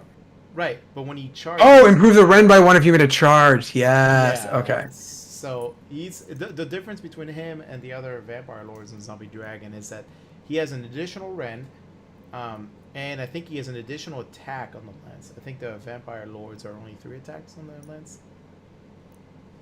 Is there 3 or 4? No. All Vampire Lords are 4 attacks. Okay, so he gets an additional rend. It's only it's difference. So -3 on the charge with flat 4 damage or 4 attacks. Oh, the Blood Lance on the Zombie Dragon is 3 attacks, not 4. Yeah. So he gets one more attack for the lance. And hits what, 3-inch range or 2-inch range? It's 3-inch range. 3-inch range, just like the other. Yeah, but so like for me, like that's huge. Like, and then you get 33% more attacks. You get an extra rend. Oh, Zombie dragon, a regular zombie dragon's death lance is 1 inch. His is 2. His is 2. Okay. So, like, Vorjai, like, I'll be honest, like, is worth his points most of the time if you're going to consider a zombie dragon. Yeah. He doesn't have a shooting attack. Well, he still does, but He's got the breath. weird. Yeah, it's got the breath. But like, You ignored Lookout, sir. he at least the big thing about him is if you cast Quick Blood on himself, he's walking around with a 2-up, right? So, and it affects both his mount and him as well on attack profile. Like I don't know. If they made Vordry, it's hard to consider a Vampire Lord Zombie Dragon. Like, you have to really have a good combination of both command traits and artifacts to want to take a Vampire Lord Zombie Dragon on top of Prince Vordry. Because Prince Vordry, like, hits harder, can buff himself, and has a command ability where he can swing in the hero phase. Like, it's hard to consider. It's really hard to want to consider a Vampire Lord Zombie Dragon over him. Like, you have to have a really solid... And I think the only dynasty that does this is the Verkos dynasty, because you have the command trait where you count as 14 models for scoring a point. And that's a very important one. It's very powerful, where, like, it takes away a lot of... Yeah, he can target himself as command ability. Oh no, it's other. He can't. Yeah, it's another unit. It's another unit. Wrong. It's an other unit, other Soulblight hero. But you know, outside of that, like, it's still like the relative point of, like, he is still much drastically better than a Vampire Lord and a Zombie Dragon in terms of melee prowess. The only reason you would take him, or you would take a Vampire Lord on a Zombie Dragon, is to basically get access to a set of choices between command traits and artifacts. And like I said, the only one I can consider of is the Verkos, just because you're 14 wounds, so it means you're 14 models for scoring an objective, which means it doesn't necessarily matter what you do in terms of damage. If you're 14 models where you walk around, like, it's hard to negotiate in a sense, because you're like, I don't really care about what I kill. I'm more models than you on the objective. You had 10 models on the objective. It's nice. I have 14 now. Yeah. And the one nice thing about Vordry too is he has access to Chalice of Blood, versus removing that of the other zombie. Yeah, the Vampire Lord on Zombie Dragon, when we get to him, did lose Chalice. Same with the regular Vampire Lords, but it's all good. The next one is going to be the one that's very hard to find because of scalpers and because of Suez Canal. Thank you, Evergreen ship. It's Prince Duval and his Crimson Court. Let's not talk about him, because there's nothing interesting to say about him. Real quick, it's no, Alex, we've been at it for almost 3 hours, a little bit more than almost 3 hours now. Prince Duval and the Crimson Court, and a footnote, are actually one of the better Warhammer Underworlds band you want to consider, but there is nothing to talk about them in terms of synergy. So, yeah, exactly. That's what I was trying to say. Okay. Luca Vi, I'm very met on. I mean, she's 1 more wound than a Vengorian Lord. She's got 12-inch move, 3-up save, bravery, 10. Got the exact same attacks as a Vengorian Lord. So D6 attacks for the tail, 3 attacks for the D6 damage, rend 1, gorge, wrench, talons, and for the regular, so him and the Nightmares and the Vengorian Lord. Turns out, and I'm finding this out in real time here, I accidentally played worse in our game with my vampire weapons, because every vampire weapon, including the fucking Vampire Lord on Zombie Dragon's regular blade, is D3 damage. Now, the Vengorian Lord and Luca Vi for their Rapier and the Nightbearer Saber are flat 2 damage. I didn't do that. I literally rolled D3 damage when I attacked with my Saber. Well, so I think there's a couple of changes. So the reason I don't like Luca Vi is because her command ability is not the Vengorian Lord one, which is healing D6 wounds. Hers is just basically, it really works well inside the Evogori dynasty, which is great. It's only for Vengori. She's Vengori keyword. Yeah, I know, but Avengori. but like herself, like, she has 1 more wound, but she has 2 extra inch of movement, right? On top of the no, is the Vangorian Lord also 12-inch movement? I thought he was 10. Vangorian Lord is also 12-inch movement. Okay, so same amount of flat movement. So she's 1 more wound, and she has a different command ability and a different spell, and she's got Nightmare Miasma. No, she also has. Oh, pardon me. Champions of the Evangori. Yeah, she just does mortal wounds when she charges on a 5-0, based on a charge roll, which is pretty good. Like, she's fine. I kind of wish she had the same command ability as the Vangori Lord. But if you're gonna play her, you're probably gonna play her with a Vangori Lord, and the Vangori Lord's command ability works on her. So it's probably gonna. Speaking of which, you wanna go through that one? Yep. So we got the Vangori Lord is probably one of the most point effective hero in the army because he's only 280 points for a 3-up save with a 12-inch move, fly, 10 wounds, and has the ability to reduce rend by 1 for all units within 3 inches of him. Like, in terms of durability, he's incredibly effective for the point cost he is. He's a level 1 wizard as well. He has a very good spell where you pick an enemy unit within 12 inches and you add +1 to wound rolls. Talking about like benefiting your Death Rattle and your Dead Walker units, or even like really anything. Like, it's a very good spell. His command ability is anytime a friendly Soublight Gravelords unit destroys an enemy unit, you can heal D6 wounds on that unit. That includes himself, so it's basically a chalice for his CP. It's a little bit more conditional, but it's pretty good. And I don't know, like, I don't have anything bad to say about this model. Like, for the point cost he's incredibly pretty well priced. He's good melee, he's good durability, he's good movement, he's got good synergy, he debuffs things. Like, the only thing you could say is a little detrimental is that the fact that you lose the ability to use a command ability with undeniable basically impalement or whatever it's called, where he's just basically decides that he's bloodthirsty and gains the ability to run and charge, which, by the way, is a pretty good ability to have, but you have to roll less or equal to the battle round. So if you at the start of your hero phase, if it's turn 2 on a 2 or 1, he basically becomes this in a sense.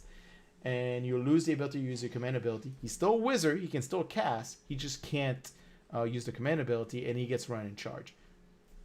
I mean, yeah, there's no downside necessarily to that Warscroll at all. It's a very good Warscroll for the point cost.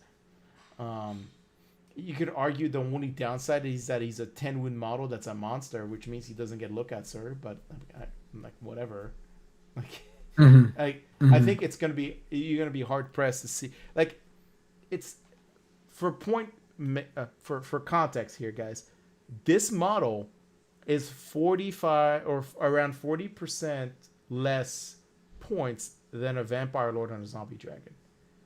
His hitting powers maybe slightly weaker. He's arguably just as equally durable because of the ignores 1 rend, and he has a self-healing mechanic, which the Vampire Lord doesn't have. I mean, he does. He has the Hunger, which this model also has on top of his command ability. I don't know. It's just like the Vangorian Lord is like incredibly, like, for me, it's like kind of like he fits the niche of being like a force multiplier, a beat stick, a mobile hero. Like, he fits like all the check boxes effectively in the list. Yeah. I mean, anything else you want to mention about him, Alex? No, he's great. I love him. I can't, like, I have we talked about it previously. If you guys don't really watch the show, fucking watch the show, please.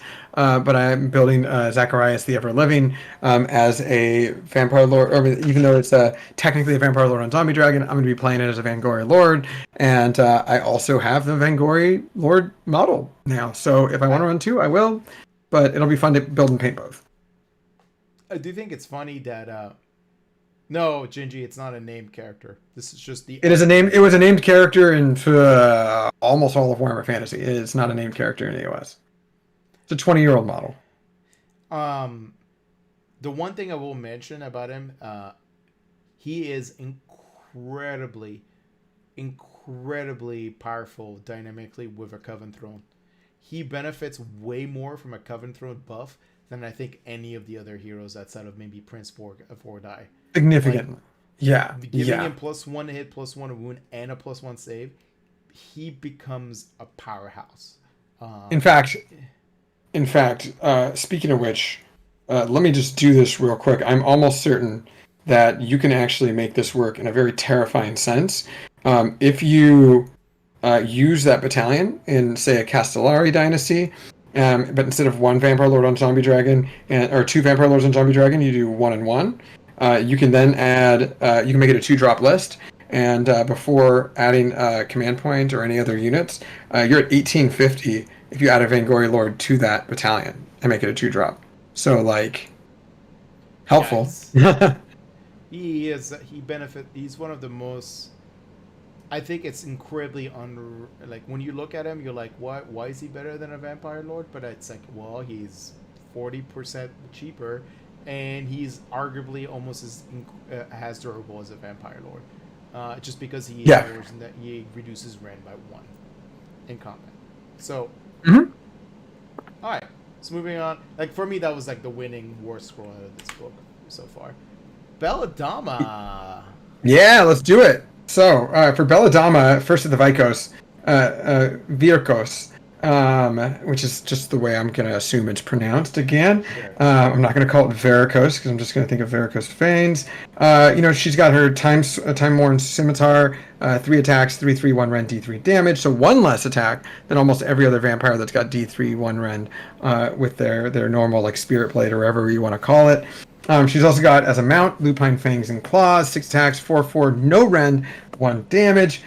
She is a fantastic fucking unit for the points. I know you agree with me. I hope you agree with me. For the audience, she's only 200 points. And I think Alex jumped the gun here a little bit. The reason why she's fantastic is because she's a level 2 wizard. And I'll let Alex cover the rest. Well, I haven't even got... See? Yeah. I was like, I'll let Alex cover it. But it's well, anytime you get a level 2 wizard for 200 points, that's like a fucking cheap wizard. And of course, you were right on your assumption, Jeremy, that with her and Radukar, the Beast are both 60 mil bases. I checked the pre-orders last night. Before they were up in the US, they were up on the UK page. But she, like every other vampire hero, has the hunger rule. She's got first of the Virkos, so not only is she a level 2 wizard for both casting and unbinding, and has 2 spells in addition to the one you could choose for her, the one she gets Deathly Invigoration or whatever, and then, Mystic Shield, Arcane Bolt. So technically, she innately has 6 spells she knows automatically. If you don't count the realm, then it's 7. But she's a level 2 caster. She's got first of the Virkos, which means add 1 to casting, dispelling, and unbinding rolls for this model. In addition, roll a dice before you allocate a wound or a mortal wound to this model if it's within 3 inches of any friendly direwolf unit. On a 3-up, that wound or mortal wound is allocated to one of those units instead of this model. So, adding to the Virkos theme, lots of wolves. You want wolves. You want direwolves all around her to soak up those wounds, those lovely, lovely wounds. And it's on a 3-up, which is going to be a familiar theme with the Necromancer. Hint, hint, wink, wink. Make it obvious. She has the Lycan Curse, which is casting value 7. This is a fantastic one if you want to, like, nail down a unit, or if you want to, like, fuck with certain types of armies. I think this one's super helpful. It is casting value 7 if you successfully cast. Pick 1 enemy unit within 18 inches, and that unit suffers D3 mortal wounds if it's visible to them. If any enemy models were killed from that unit, or from those mortal wounds, for every model killed, you can bring 1 unit of direwolves up to the number of casualties taken from the enemy unit, and place it onto the battlefield within 3 inches of that enemy unit. So if you want to lock down a unit, if you want to, especially now that we're thinking about this, actually, Jeremy, now that we think about this, in 3.0, this might be fucking insane, because in 3.0, there's a rumor, a very strong rumor, that there might be actions that you can take if you get charged. Charge reaction. So if you are already within 3 inches of an enemy unit, I assume, again, deductive reasoning, let's put our fucking our Sherlock Holmes hat on. it's reasonable to assume that you can't perform any of those actions if you're currently within 3 inches of an enemy unit, because you can't react to a charge if you're already in combat. So if you've just in the hero phase are now within 3 inches of an enemy unit, can't make a charge reaction. Yeah, that's correct. Yeah, But, like that's great. I mean, What? it's the same ability that what's his name, Fate Weaver gets, except this is better because you can summon more than one model. Yeah, real quick, Gingy. Yeah, I went to Guardian Games opening today. They told me about their shipment issue. I literally just drove straight to 82nd Street and went to the Games Workshop. The Games Workshop does not have a lot right now. Like people went through it beforehand, and I called ahead of time to like reserve stuff. But check them out instead. In addition to that, though, the second spell is Under the Killing Moon, which is way better than the first spell, right? Both spells are useful for Belladama. Yeah, Oh yeah, no, they're both fantastic. This one is casting value 6. Is successfully cast. It's Under the Killing Moon until your next hero phase. If an unmodified hit roll or an attack or hit roll for an attack made by a friendly Soublight Gravelord unit wholly within 12 of the caster is a 6, that attack inflicts 2 hits on the target instead of 1. Make a wound roll or save roll for each unit. So this is helpful in a variety of different ways. You can do this on Vargeist, which I'm jumping ahead here, but they all already have an exploding 6s to hit, causing an additional hit mechanic. So you can basically double up on that. It makes zombies a lot scarier because then their 6s to hit will cause a mortal wound, in addition to the potential of rolling an actual wound roll for that same 6. It makes Blood Knights terrifying. It's fantastic. I mean, exploding 6 is the hit. It makes anything good. Like, it makes all your heroes good as well. It makes, like, you're basically playing Slanesh in a death army. Like, think about it that way. You're getting the same Slanesh mechanics, except it's death. And it's a very low casting value. 6 with +1 to cast. It's incredibly low. And if you're playing them in Virkos, she gets to reroll the cast. Like, she's most likely going to get that spell off every time she casts. Abso-fucking-lutely. And then, her command ability is something that you mentioned to me earlier. I'm just going to assume it's going to get errata, and if it doesn't, that'd be fucking hilarious. It's not super helpful, but it lasts forever because it doesn't have an end time. It is Pack Alpha. Pick this command ability in your hero phase at the start of your hero phase. If you do so, pick one friendly direwolf unit wholly within 12 of Belladama, and that unit is eligible to fight in the combat phase if it is within 6 inches of an enemy unit instead of 3 inches, and it can pile an additional 3 inches when it does so. So it essentially gives the direwolves the same ability that regular zombies have to just kind of attack within 6 inches without actually having to charge, which is super duper duper duper duper duper helpful. A little bit less so on direwolves because you are incentivized to actually charge with direwolves, since they actually get +1 to hit and +1 to wound if you successfully make a charge roll. So it's less helpful, but it lasts forever. The way I would describe that command ability is like, ignore it. It doesn't matter. Ignore it. It's fun. Yeah. It's fun. It's because if you're gonna play Virkos, you're gonna take Belladonna, and you're gonna, or Belladama, whatever you want to pronounce it, and you're gonna take. Well, we're not there yet. We're not gonna. Well, I'm just gonna hold skip on. forward. Are you sure you want to? Yeah, real quick, I have one thing to say about both of them. They're incredibly cheap. They're cheaper. Both Lady Annika and Kritza. They're both cheaper than a regular Vampire Lord. They are not wizards, and they both are hard to kill. One has on a 4-up once per game. He is no longer dead, and the other one has a 4-up shrug save.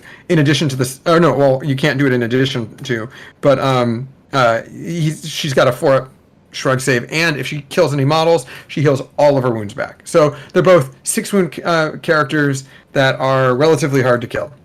That's it.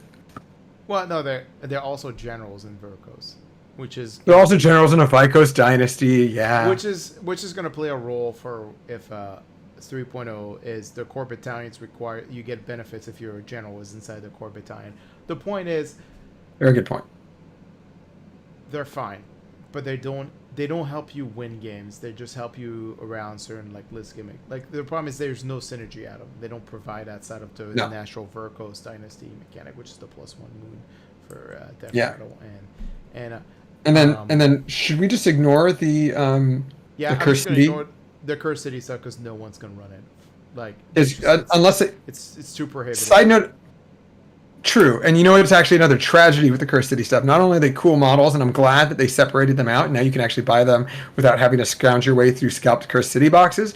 But they have Radikar's Court as a special like Cursed City expansion set or kit right now. It doesn't have the regular small Radikar the Wolf. You have to buy him separate, but he can never be taken separately in the game. So it's like, come on, man, why are you doing that? Like. I mean, it's just Games Workshop. They want to make some money, buddy. Yes, fair. The reason I want to jump to Radikar to Beast is because like you're almost never going to spend command points on Baladama because you're going to be using it for Radikar to Beast. So Verkos character, special name, still a general in the Verkos army. He has a lot of attacks when you look at his profile. He has 6 attacks at 2-inch range are 3s and 3s, -1, 2 damage, and 3 attacks at 1-inch range are 3s and 3s, 1 ren, and D3 damage. The former, the ones that are 2 damage flat, also do 2 mortal wounds if he rolls a 6 to wound, I believe. No, hit roll of 6. Hit roll of 6, he does 2 mortal wounds, and it just ends the sequence. But the big thing that's important about Radikar the Beast is that he can run and charge. He moves 8. He has 12 wounds. He's 4 up save. He has a native -1 to be hit. On top of the fact that he's not a monster, meaning that if he is a target of shooting attacks and he's within range of look at Sir, he's -2 to hit.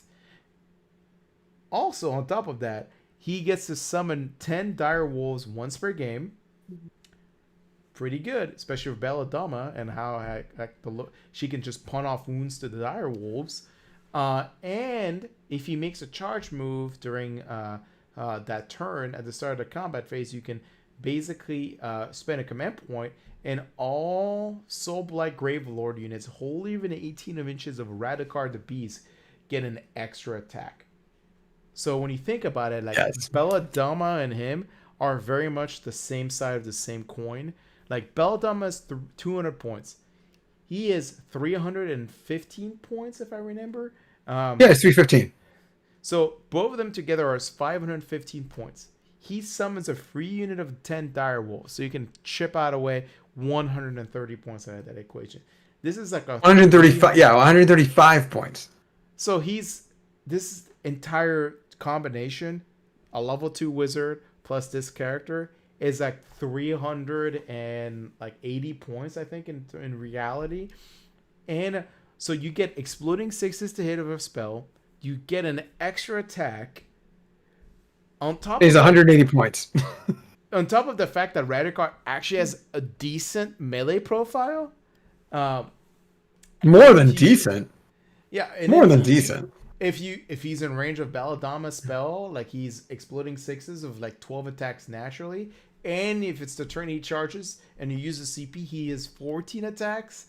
Like they're he's great. He's great.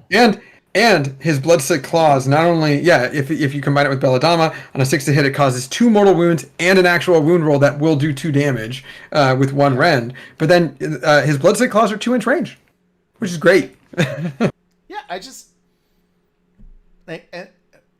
I don't think I've ever seen a hero like Belladama and Radikar in this game. They are so point efficient in terms of like straight characteristic. They're cheap. They have a decent save. They have high wound characteristic because like both of them are like Radikar is 12 wounds for 315.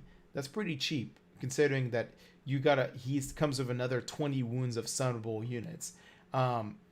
They both have the hungers. They both I don't know like I thought Games Workshop was just like, you know what, Verkos?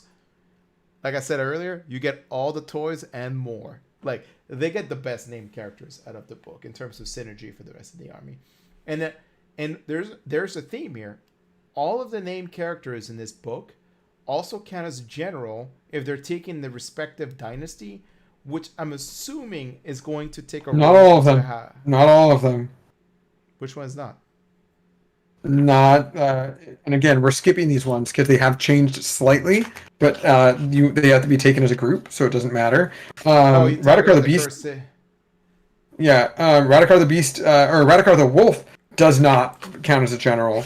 Yeah, I mean they obviously Neither don't does use Gorsov the Gatekeeper, Watch Captain Halgrim, or Torgilius the Chamberlain. Yeah, because they're not at all written by the rules designer of that book. They're written. They're not relevant in the fucking game. Yeah. Well, they've been changed. relevant. They actually have been changed in this book compared to what I they. wish the Vasker was like a unit option you can take outside of that fucking Fully. like he's great.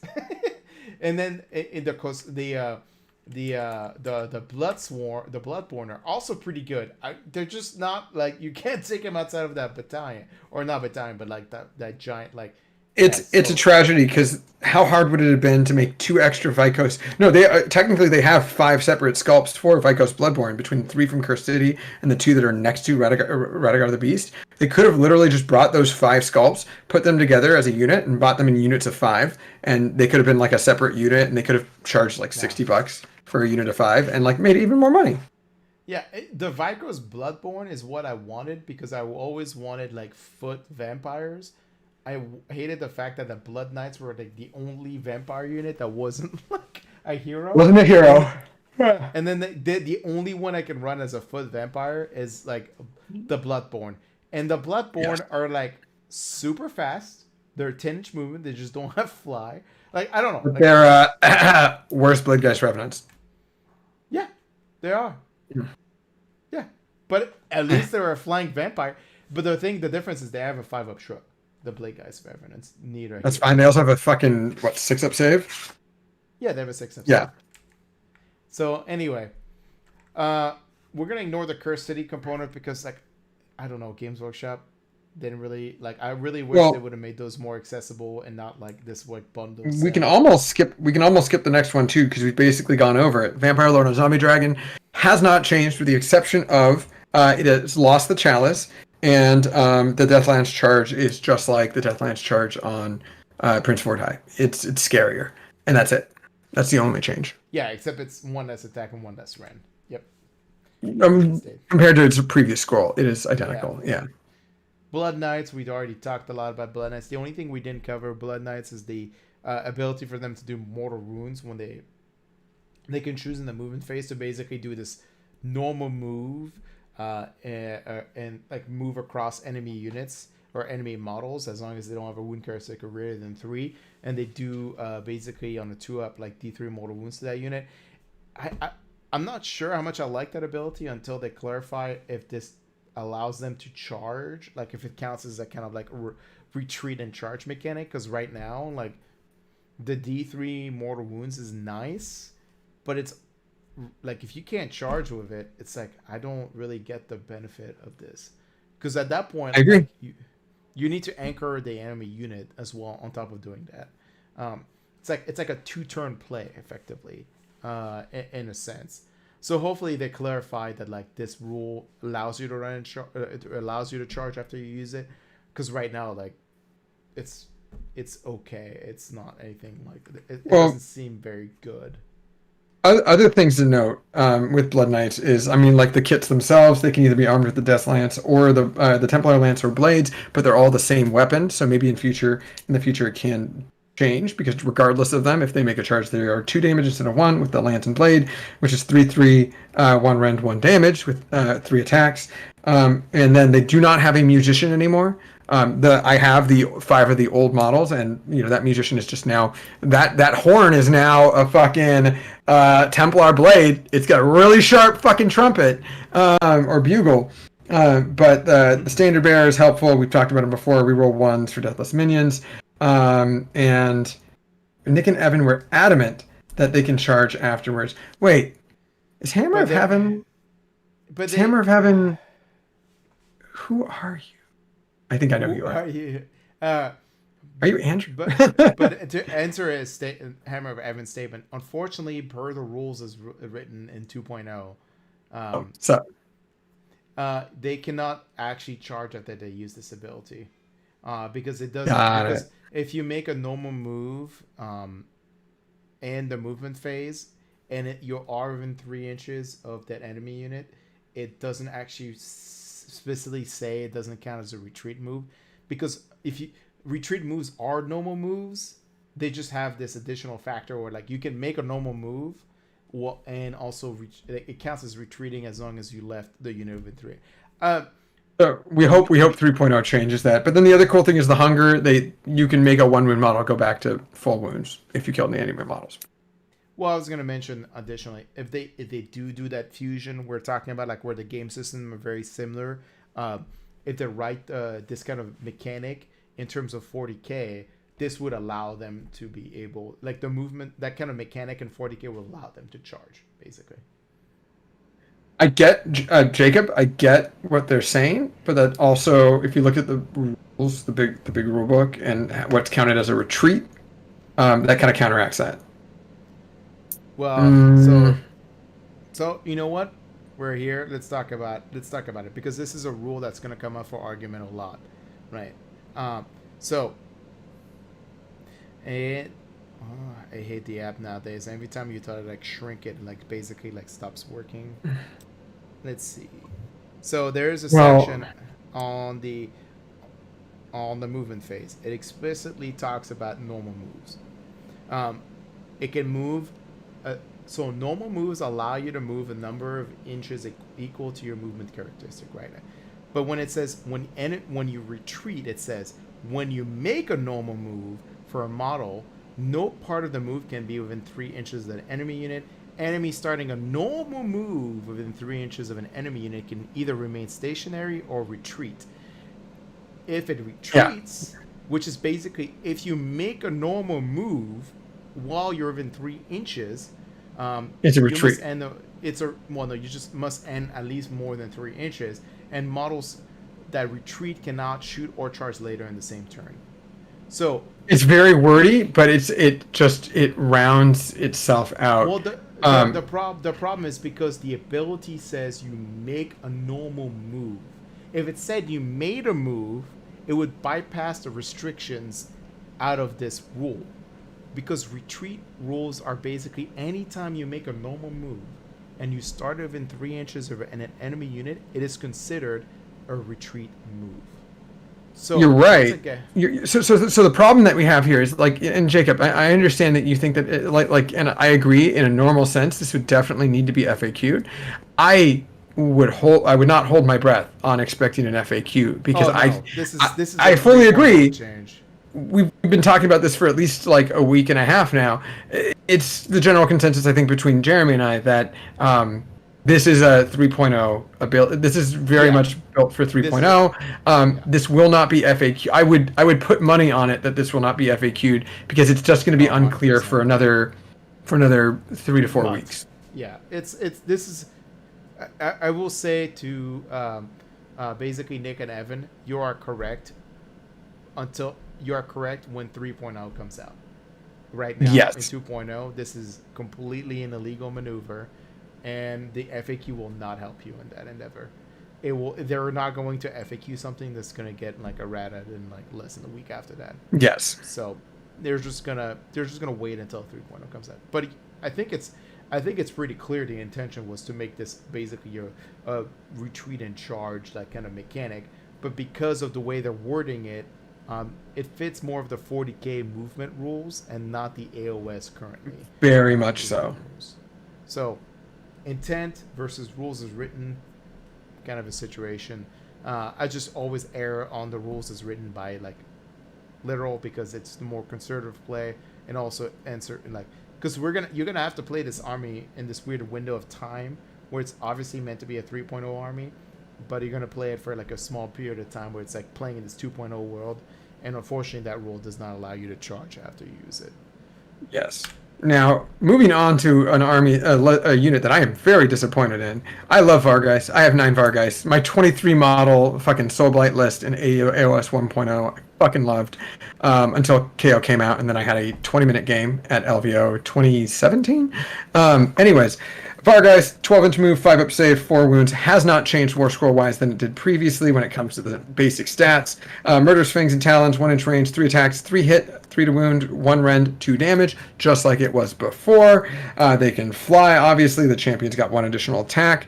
They have that fun thing that can be combined with Belladama, which is Blood Madden, Feed and Frenzy. If the unit, if they've any hit roll of a 6 causes 2 hits instead of 1, make a wound roll and a save roll for each hit.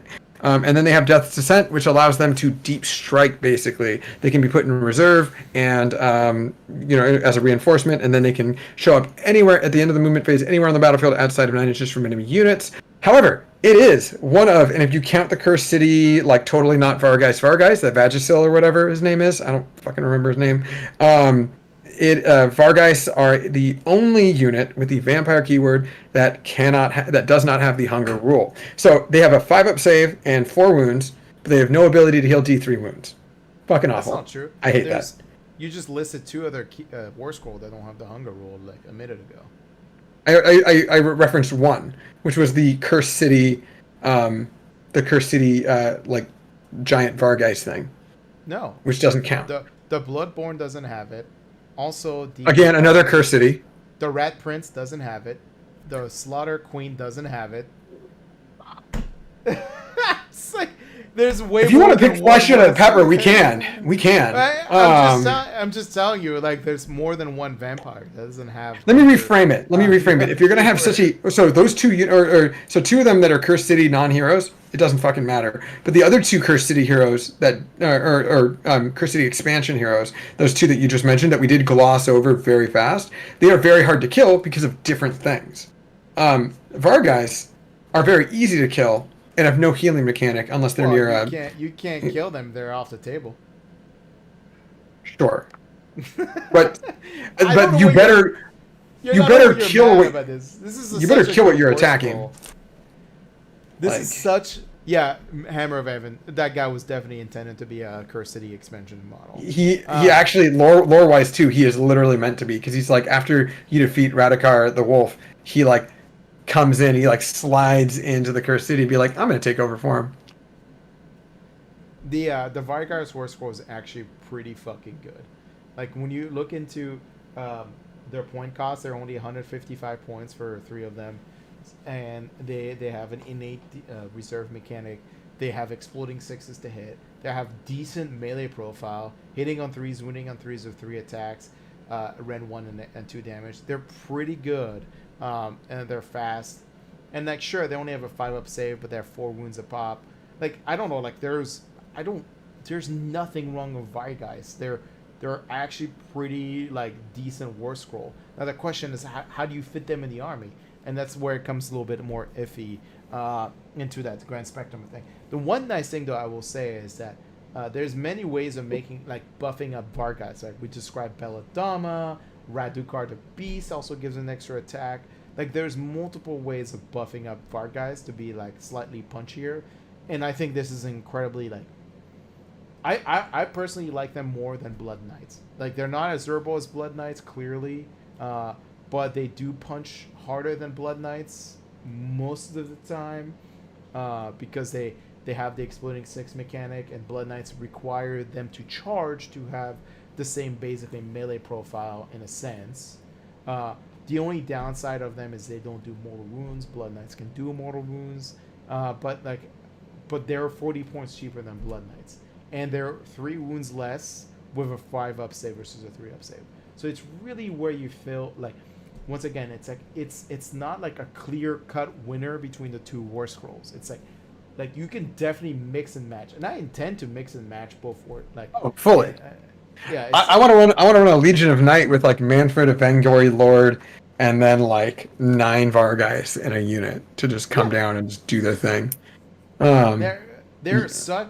I even 2-3 man units, like, and saving them up to like threaten your opponent's like back, like basically like corner units or backfield objectives is like I see that. Yeah. powerful. It's just like having that extra reserve mechanic, Woo. and they're one of those weirdly rare unit where it's like you can reserve them and you can be slightly solo independent, in terms of like threatening like backfield scoring units. I really like those guys. They're fun. We can skip Vampire Lord. Yeah, I mean nobody's gonna take him. He's on a 40 mil base now, everyone. The only benefit is he has a command ability that gets +1 attack, but like. Yeah, and that has not changed as it was previously. Bloodseeker Palanquin, we can skip through this one pretty easy too. It literally has not changed. And it's also not it, good. Oh, let me reframe it. Oh, him and the Mortis Engine have changed because the Whale of the Dam has also changed. Oh yeah, Hammer of Heaven. Yeah, it's at a 40 mil.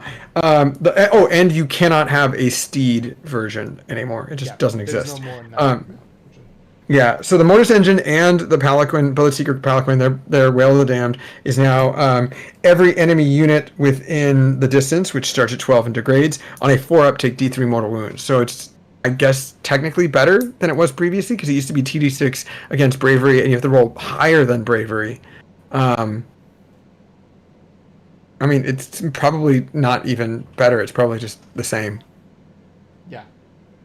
I mean, they're fine. There's just not a lot of place for them in the book, basically. Someone, because I was on vacation when the leaks first came out.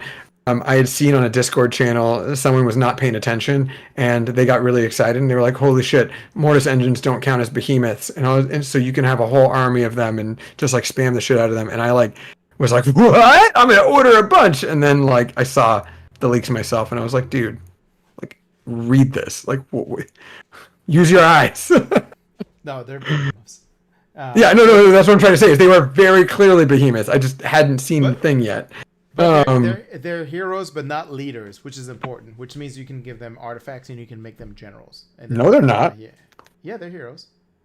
Mortis engines? No, Bloodseeker Palanquins. Oh, They're not leaders, but they're heroes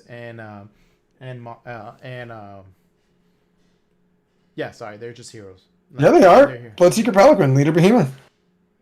Oh, I thought they were even the Coven Throne. I thought they were just heroes. They both are. I think they were. Oh, I thought they were just heroes and not like leaders. No. Okay. However, the only Mortis engine, real easy to go through this one. Only change is again Whale of the Damned, and the only other change besides that is the reliquary. The reliquary. Whatever. Yeah. The chained up thing it's got once per game. It's no longer 3d6. All non-death units take D3 mortal wounds, and all death units heal D3 wounds. Instead, it's just all units within 12 inches on a 2-up, they suffer D3 mortal wounds, and death units are not affected. So, meh. Yep. I think the problem is like with Soulblight Gravelord becoming part of the meta, like this becomes worse and worse until less and less death players are in the meta. It's basically what it comes down to. Well, now that there's a more variety of death, like back when the Legion of Nagash book came out, it was the first death army. So you either had Grand Alliance Death, or you had this, or you had like the sub-allegiances from the core book, like the original Feck and the original Night Haunt. And then when Night Haunt came out, I was like, okay. And then when Feck came out, I was like, okay, well, there's more players that play Death. And then when OBR came out, I was like, okay, dude, like then this fucking doesn't matter now. Yeah, whatever. Coven Throne. Oh, a good one, finally. It's a good war scroll. It's a great war scroll. I fucking love the Coven Throne. I have in a Ziploc baggie just the bits of the Coven Throne without all the ghosts on top, and I'm just gonna make a little hover platform thing. I can't wait. It's gonna be very fun. So one of the big things that is very powerful of the Coven Throne is the fact that the command ability is very specific to any Soulblight Gravelord unit, and it's a massive buff. It's +1 hit, +1 of wound, +1 save. As we talked earlier in the episode, there's many ways of making like your basic skeleton or zombies like much more higher like damaging in terms of like we talked about Belladama, we call it like a Radukar. This is just another like unit option you can take to just basically buff up a unit. This one really works well with Blood Knights because like it making those Blood Knights effectively like better than Varengard in a sense in terms of durability. The other thing that's pretty cool about the Coven Throne is the fact that like its actual magic war scroll spell, while it doesn't seem that good, can against like certain armies can be incredibly punishing. It's rolling. Hey, Fire Slayers. Yeah, Fire Slayers. Like if I beat your leadership 8 on 3d6, you can't swing at me. That's I'm gonna lock you in combat. That's a nice block of 30 Hearthguard you have there. Like, shame if 20. it can't do anything. 30. You can't take 30 anymore. But yeah, it's a very powerful spell because I think it's a change because they used to be only 2d6, right? On you beat, and now it's 3d6. I mean, it's still a gamble. It's a much weaker version of the Lumineth Cathalar spell, but like it's like honestly, Not a worse version. no, because the Cathalar spell is you debuff the enemy unit. This is only, and it affects all the movement, the run, the shooting, the combat. This only affects the ability of a unit for combat phase, right? And it also requires you to have enough activations. Because I think it says you cannot target that unit for attacks until it's activated, right? Yeah, now it's important to note that Beguile it used to be called Beguile. It was not called Shudder. And Beguile used to be casting value 6, just like this one. And you pick an enemy unit within 12 and you roll a dice. And then you roll 3 dice. So instead of 3d6, it just says 3 dice. If the total is higher than the unit's bravery, then until your next hero phase, the caster cannot be selected as a target of any attacks made by that unit or spells cast by that unit. Yeah. So it's identical. Oh, no, because now it's any attacks, spells cast, or abilities used. So they just added abilities used. Yeah, which is so pretty. I mean, for me, it's just like, it is very good against, like, it's the same reason why I like the Severith and Lumineth. She does the same thing as Severith on like a smaller spectrum. Severith just allows you to control your opponent's like middle line by like, you're like, this is an offensive unit. I am going to debuff them that spell, and if I beat their bravery, I can just basically shut them down for an entire like battle round. It's also important to note that the scrying pool got way better. Scrying pool used to be once per game you can re-roll a single die roll of your choice for this model. Now it's once per turn you can re-roll 1 hit roll or 1 wound roll for an attack made by this model, or 1 save roll for attacks that target this model. Yeah, it's very good. It's better. Yeah, the Covenant Ruins is a very good war scroll. It's a very good one. Some of these we can jump through pretty quickly when it comes to Deadwalkers. Necromancer got 5 point. Let's talk about this is actually a good war scroll changes for those. But so no, the Deadwalker zombies. Just the fact that the zombies do now do mortal wounds on 6s and 6s in combat. And they pile in and activate 6 inches, 6 inches. It just anytime you have that kind of mechanic, it lets you play the activation game a lot better, and it also lets you like circumvent like the fact that they're a slightly slow unit, because effectively they're consistently have 4 plus d6 plus 6 inch threat zone. Like you don't even have to care about the charge roll. You're just always consistently running them. And if you want to make them incredibly fast, and you spend a CP on them, they're effectively 16-inch threat zones because they can pile in 6 when they activate, or they count as be able to activate within 6 inches. Zombies are just, I think, in terms of War Scroll like upgrades, they're one of the most upgraded War Scroll in that book, just because they do mortal wounds now. They every model they kill, they get to respawn. And I think Alex made a point earlier in our practice game. It doesn't specify that you can't go above the starting count of the unit. I think he's right, unless there's a universal rule I missed somewhere. But I think like the Deadwalker zombies can technically spawn zombies above their starting count. So if you activate them first, you have the ability to potentially get more zombies than you have. And this unit just gets more and more deadly the more attack characters, the better they get effectively. I don't know, like zombies are just an incredibly strong unit now in terms of the Gravelord book. And they only get better because they benefit from every Gravelord mechanic. Respawning, The fact that Necromancer can give them double activation.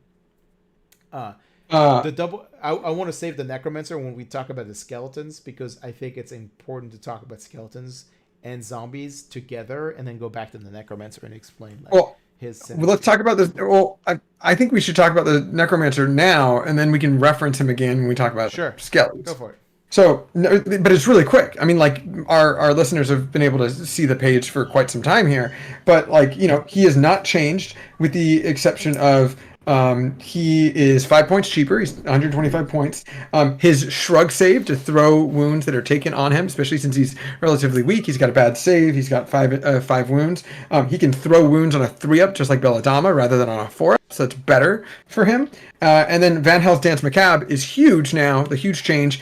Still affects summonable units only, and it is casting value 6 still, but it is not just in your phase you can activate twice. It's a little bit wordier now because of the FAQ from Legions of Nagash, but it basically says, yeah, you can activate twice, but it's until the next hero phase for both, you know, for say, you know, the top and the bottom of a turn or whatever. So that's a lot more helpful. Yeah, that's Necromancer in a nutshell.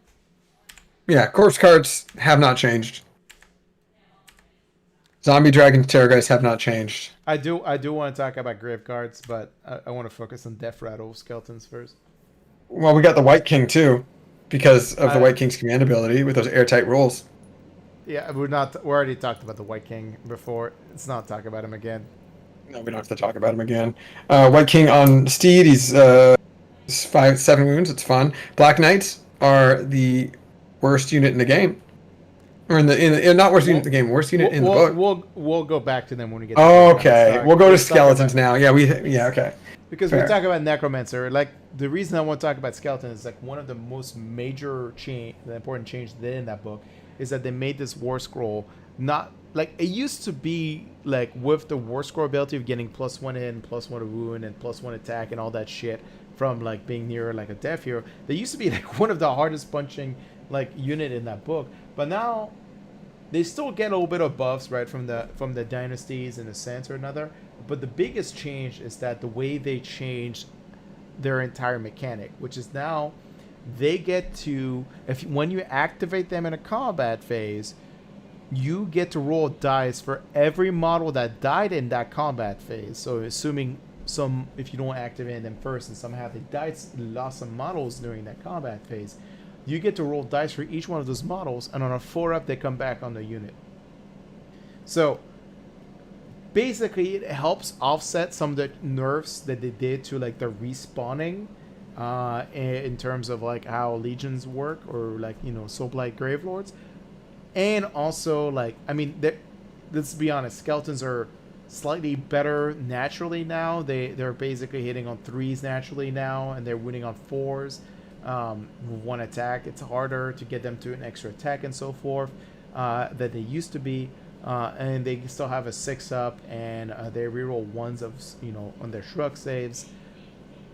But they're an incredibly solid unit to take, like, just because of the fact that, like, they're 85 points for 10, and they come in of their own mechanic of coming back alive. Like, if you somehow get in a situation where you lose like 39 of the skeletons and you have 1 left somehow, and your opponent, like, and then it's your turn to activate, you're like, all right, let me roll 39 4-ups, and all of a sudden that unit just, like, half of them just respawn on the table. That's gotta be one of the most infuriating mechanic on the table for your opponents. And even if the 40-man unit dies, you can still bring them back on that other mechanic. We talk about at least 20 of them. Like, I don't know. I just really like Death Rattle skeletons now. Sorry, the last piece I was going to go over. With a Necromancer giving them Death Rattle, Van Hels's Dance Macabre, since they get to activate twice a turn, you can do that twice, meaning that, let's say somebody activates and kills 20 skeletons out of 40, and you activate, you get to roll 20 dice, and then your opponent activates somewhere else or can activate against skeletons, but then you get to activate the skeletons again. You get to roll those dice again to see if they come back, because it's Yeah. based on that specific phase. Even though, when the first time you activate it, you roll 20 dice. The second time you activate, even though you brought 10 back, you still get to roll 20 dice because it's based on the models lost in that phase. It is you could literally, like Dense Macabre, just lose 0 skeleton as long as a unit doesn't die. Because mathematically, that's how it kind of works. And one other thing that got better is, like, they did get slightly more expensive. They went up 5 points for 10, and they can only max out at 30 instead of 40.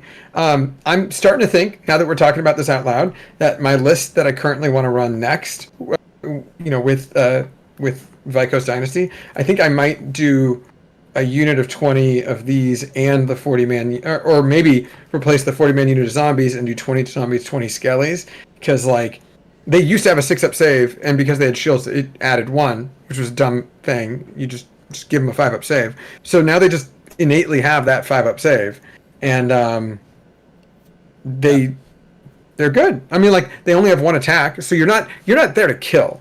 You're there to absorb and, like, steal objectives. I mean, they still benefit from, like, Belladama. They still benefit from Radikar. They can still get exploit. Like, they're not there to kill.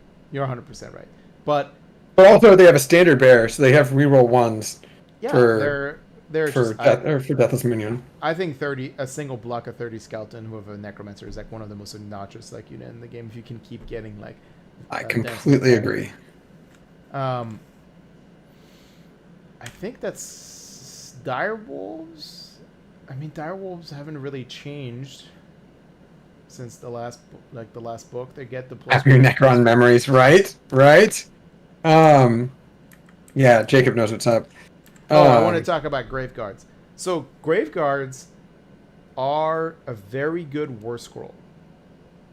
The only limitation is the fact that they're 140 points for 10.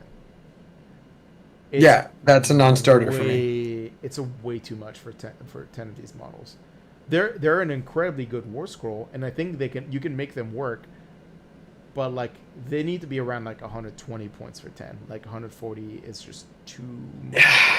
With a 5-up save, 120 points seems very reasonable for 10. Well, you can give them the shield, and then now they're a 4-up save. And it doesn't really reduce their mechanic, because it's about, like, you're really looking for mortal wound generation. So the difference between the Great Blades and the one-handed sword is that the Great Blades do 2 damage, but they're on a 4-up wound, and then the swords are 1 damage on a 3-up wound. And I think mathematically there isn't that much of a difference, because you're going to wound more likely, but you're going to have less damage output. So the only time it's very niche where the Great Blade becomes better. And then it doesn't matter, because you're looking for wounding on 6s anyway, because it does a mortal wound on top of addition of regular damage. So usually it ends up becoming this unit excels most if you put it in the gravesite. In my opinion, if you put it in the gravesite and you bring in a Legion of Night army with Manfred, because then Manfred can jump up. You can bring him up near Manfred. If you can make the charge and you're still within a distance to be +1 to +1 to hit and +1 to wound, then they are all getting 2 attacks, 2s to hit, 3s to wound, with the 6s causing mortal wounds in addition.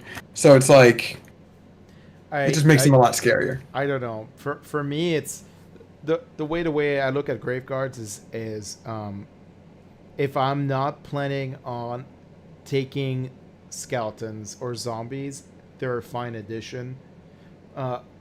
But they are battle line. They are battle line if your general is a white king. But also, like, why the fuck would you have your general be a white king? Well, it's not that. I think it's they have 20 sings of 10. Their mortal wounds are slightly worse than the zombies' mortal wounds, because it's on triggered on a 6 to wound. They're slightly better profile than zombies, so they're gonna do slightly more damage than a zombie. And they're slightly going to be more durable than a zombie. But is it worth, like, the basically, like, 90-point premium you're playing on top of a zombie?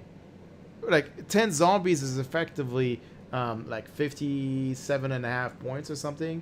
And 10 Graveguard is 140 points. so you're paying almost 2 point something% more. They generate mortal wounds as well. They have obviously less attacks, but that's a problem you can solve by taking heroes that give you more attacks. It's the same thing with grave guards. Like, they get better if you give them more attacks. So, and to Gingy's perspective, which statement, which is that give them dense macabre. I rather didn't give the skeleton dense macabre because I want to give them. I want to make sure I'll always have those objectives in the middle that I'm fighting over, just by respawning models consistently on every time I activate. I don't know. Like, grave guards are in this weird position where it's an incredibly good war scroll, but I think it was badly priced. If there were 120 points, I think I would definitely think about running more grave guards. And now it's just kind of like they don't really like fit like a niche.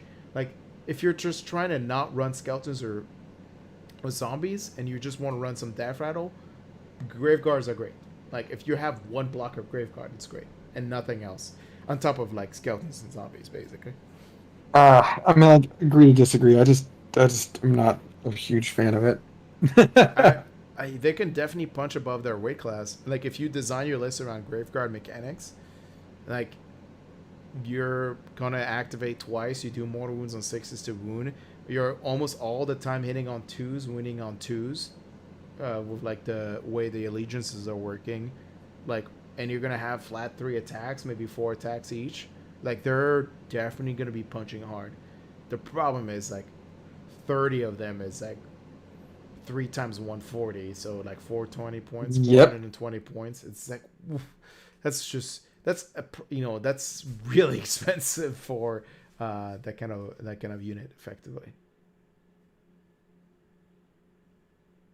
Wait, skeletons are the only one with 4-up to comeback mechanic? That's right, and it's in the combat phase only. It's only when they activate in the combat phase. Yep.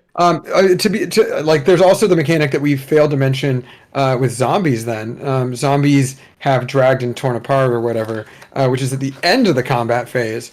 If zombies killed any enemy units, you roll 1 dice for each enemy or enemy models. You roll 1 dice for each enemy model killed, and on a 2-up, that many zombies come back. So zombies have a slightly parallel mechanic. I went over it. I even told them, like, on our practice game, you pointed at that, like, you can go above the starting unit strength, and I think you might be. Don't quote me on that. I still need to check some of the extra rules. Yeah, J&G, it's on a 2-up now.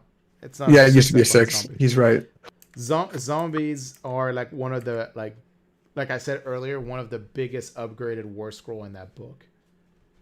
Yeah, zombies are great. And then let's skip Black Knights because it's literally the worst unit in the book. I think we're basically done outside of corpse cards and monsters. And well, we don't need to do corpse cards because they haven't changed. Dire Wolves are slightly better because what we talked about earlier, they now are +1 to hit and +1 to wound when they make a charge instead. And then Fellbats, which I'm in a very weird spot about because they have a 6-up save, they're summonable, they're 3 wounds, they're not vampires, they don't heal things. They used to actually have a healing mechanic. If they killed enemy models, they could like heal a wound kind of thing. It wasn't the same as the Hunger, but it was something that was parallel. But now they can retreat and charge.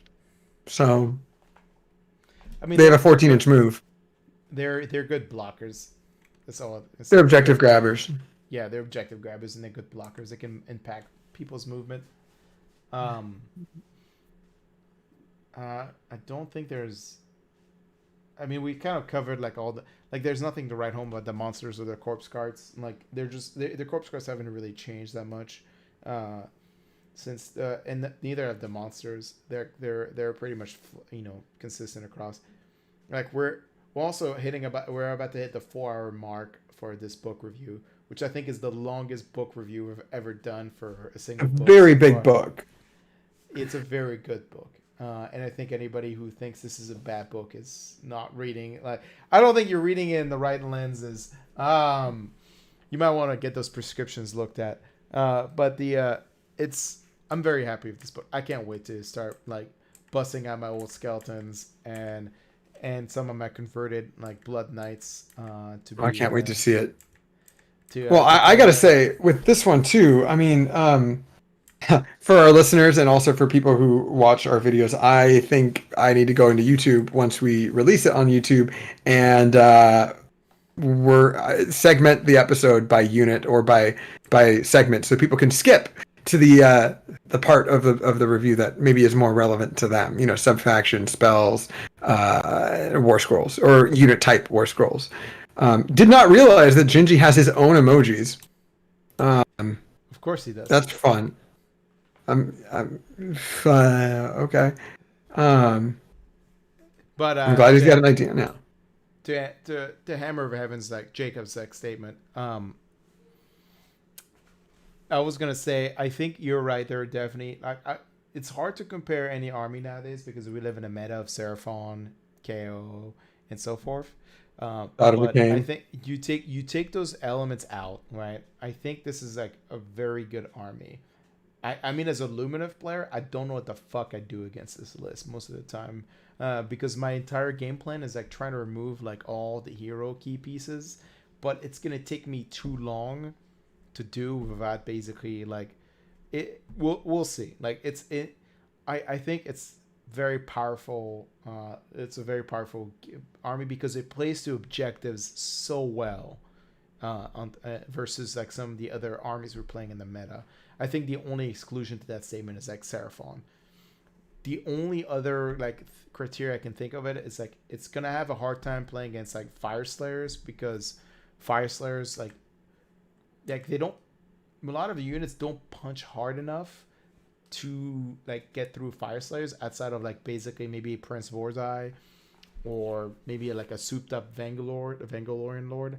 But in terms of like quality, this army is pretty consistently like just incredibly solidly good.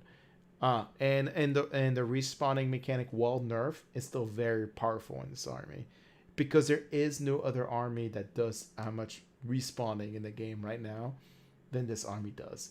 The only, like, I would say Seraphon might compete for it in terms of summoning, but like I don't think in terms of the difference is that you get, those are replacement units for the most part, so you get to keep the battle line keyword into your unit selection, which is powerful in certain missions like Better Part of Valor and so forth.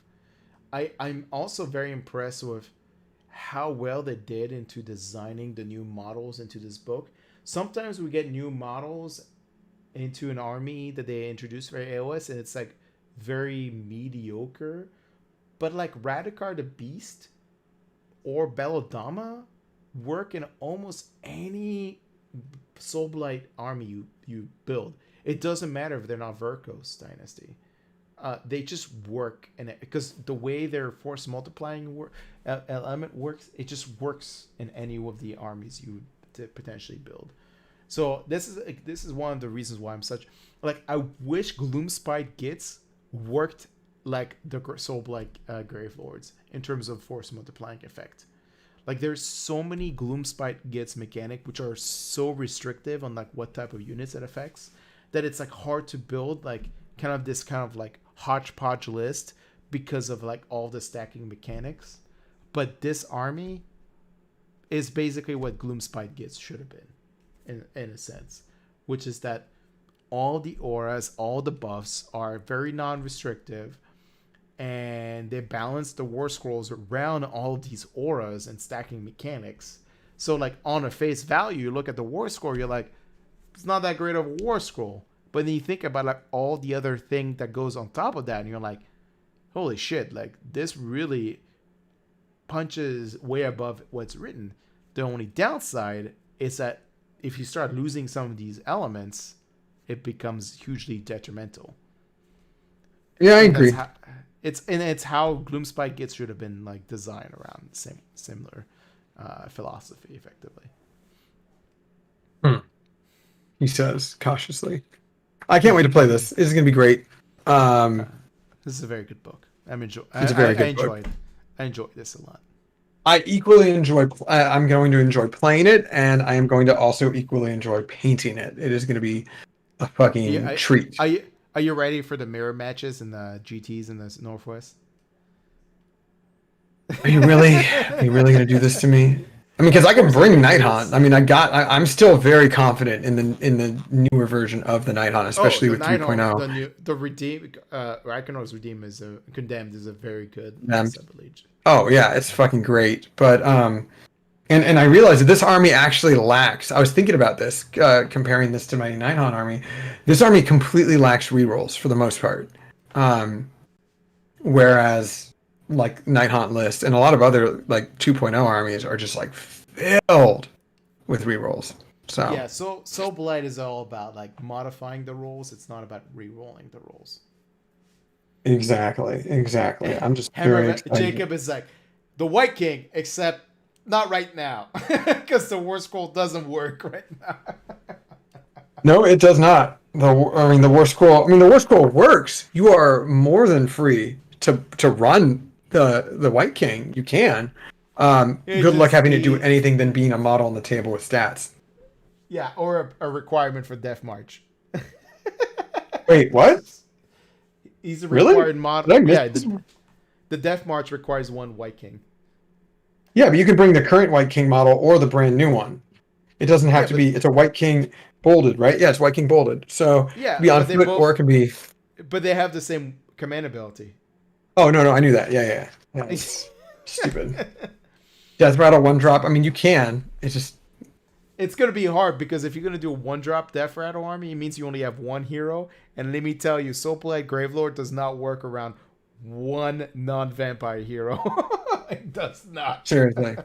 No. I've been seeing lists. Been seeing people post lists with 2 heroes, and I'm like, good fucking luck. Like, I mean, you could definitely do a Death March list with like a Verko's Dynasty that includes Radikar and Belladama on top of the Death March list. It does work. It has a potential. Like it does have potential, but it becomes It a has some 3-drop legs. list. It becomes a 3-drop list versus a 1-drop list. But it has Mhm. and Yeah. I think that's what this may be what I might play. Like I might do the Death March Verko's Dynasty. Like I think it has play. I mean, So Yeah, is this army gonna sure. get seen on tomorrow's stream? Maybe. I don't know. It depends on Alex because I'm not gonna play it on stream because Alex is the resident death player. I could try like a Legion of Night, but I would have to proxy. I would have to continue to proxy for Radigar and Belladama because they come Well- out next week. Yeah, I mean We'll gonna see. have to. We'll see. And also, Jacob, you're more than welcome to run Black Knights over basically Direwolves. They're only 5 points more expensive. It's not like they're, there's no downside of running Black Knights over Direwolves. It's just that like Direwolves are battle line and Black Knights are not, unless they're in Legion of Blood. So it's kind of like they don't fit any other role. Like they compete for the same position and less. So it's purely an argumentative like lateral decision. Yeah, Unit of 5 still does mortal wounds, but I'd rather have 10 wolves. Like, so 10 Mhm. wolves is 20 wounds, 5 Black Knights is only 10 wounds. That's you get correct. double the models and double the wounds for arguably the same amount of damage output in combat, except that the Black Knights maybe do some mortal wounds in the charge. Yeah. So that's kind of Yeah, like I'm the just- problem with Black Knights. They're just lackluster in comparison to Dire Wolves. All right, I think we're done for today's stream. We've been going for a little bit, almost 4.5 hours. Yeah, 4 holy hours, shit. or almost 4 hours actually on the dot. We've covered the shit out of this book. It is a very good book. It is not a broken book by any stretch of the mind. And I want to say, anybody on Twitter who thinks this book is bad is wrong, because I love telling Twitter they're wrong, and also because it's arguably wrong. I plan on playing this book. It's incredibly fun. I can see myself playing it because it doesn't have a janky mechanic. It's just designed to be kind of like an all-comers. Like, it rewards playing smart. This book rewards playing smart, and it competes. It can compete. I'm looking forward to it. It fucks. This list. This book It fucks. This book fucks. Yeah, that's a strong way of doing it. All right, that was the bottom line is moral of the story, guys. Closing statement. This book fucks. Thanks to Alex for that. Thanks for watching. We'll obviously be doing this again soon when the next Codex of Battletome comes out. Maybe not for 4 hours though, because I will tell you. Yeah. That was a long effort. But thank you all for watching and hanging out and chatting. And we hope you guys got some ideas about the future and how to play Soulblight Gravelords. Any lasting words or goodbye words, Yeah. Alex? I will fuck around with YouTube and make it a little easier for people to navigate if they want to go back or they want to listen to explicit segments rather than the whole fucking thing. In addition to that, as per usual, like and subscribe. We have episodes out typically every week with the exception of a few certain circumstances. And yes, smash that fucking subscribe button. Yeah, okay. Let's not smash too many things. Bye, guys.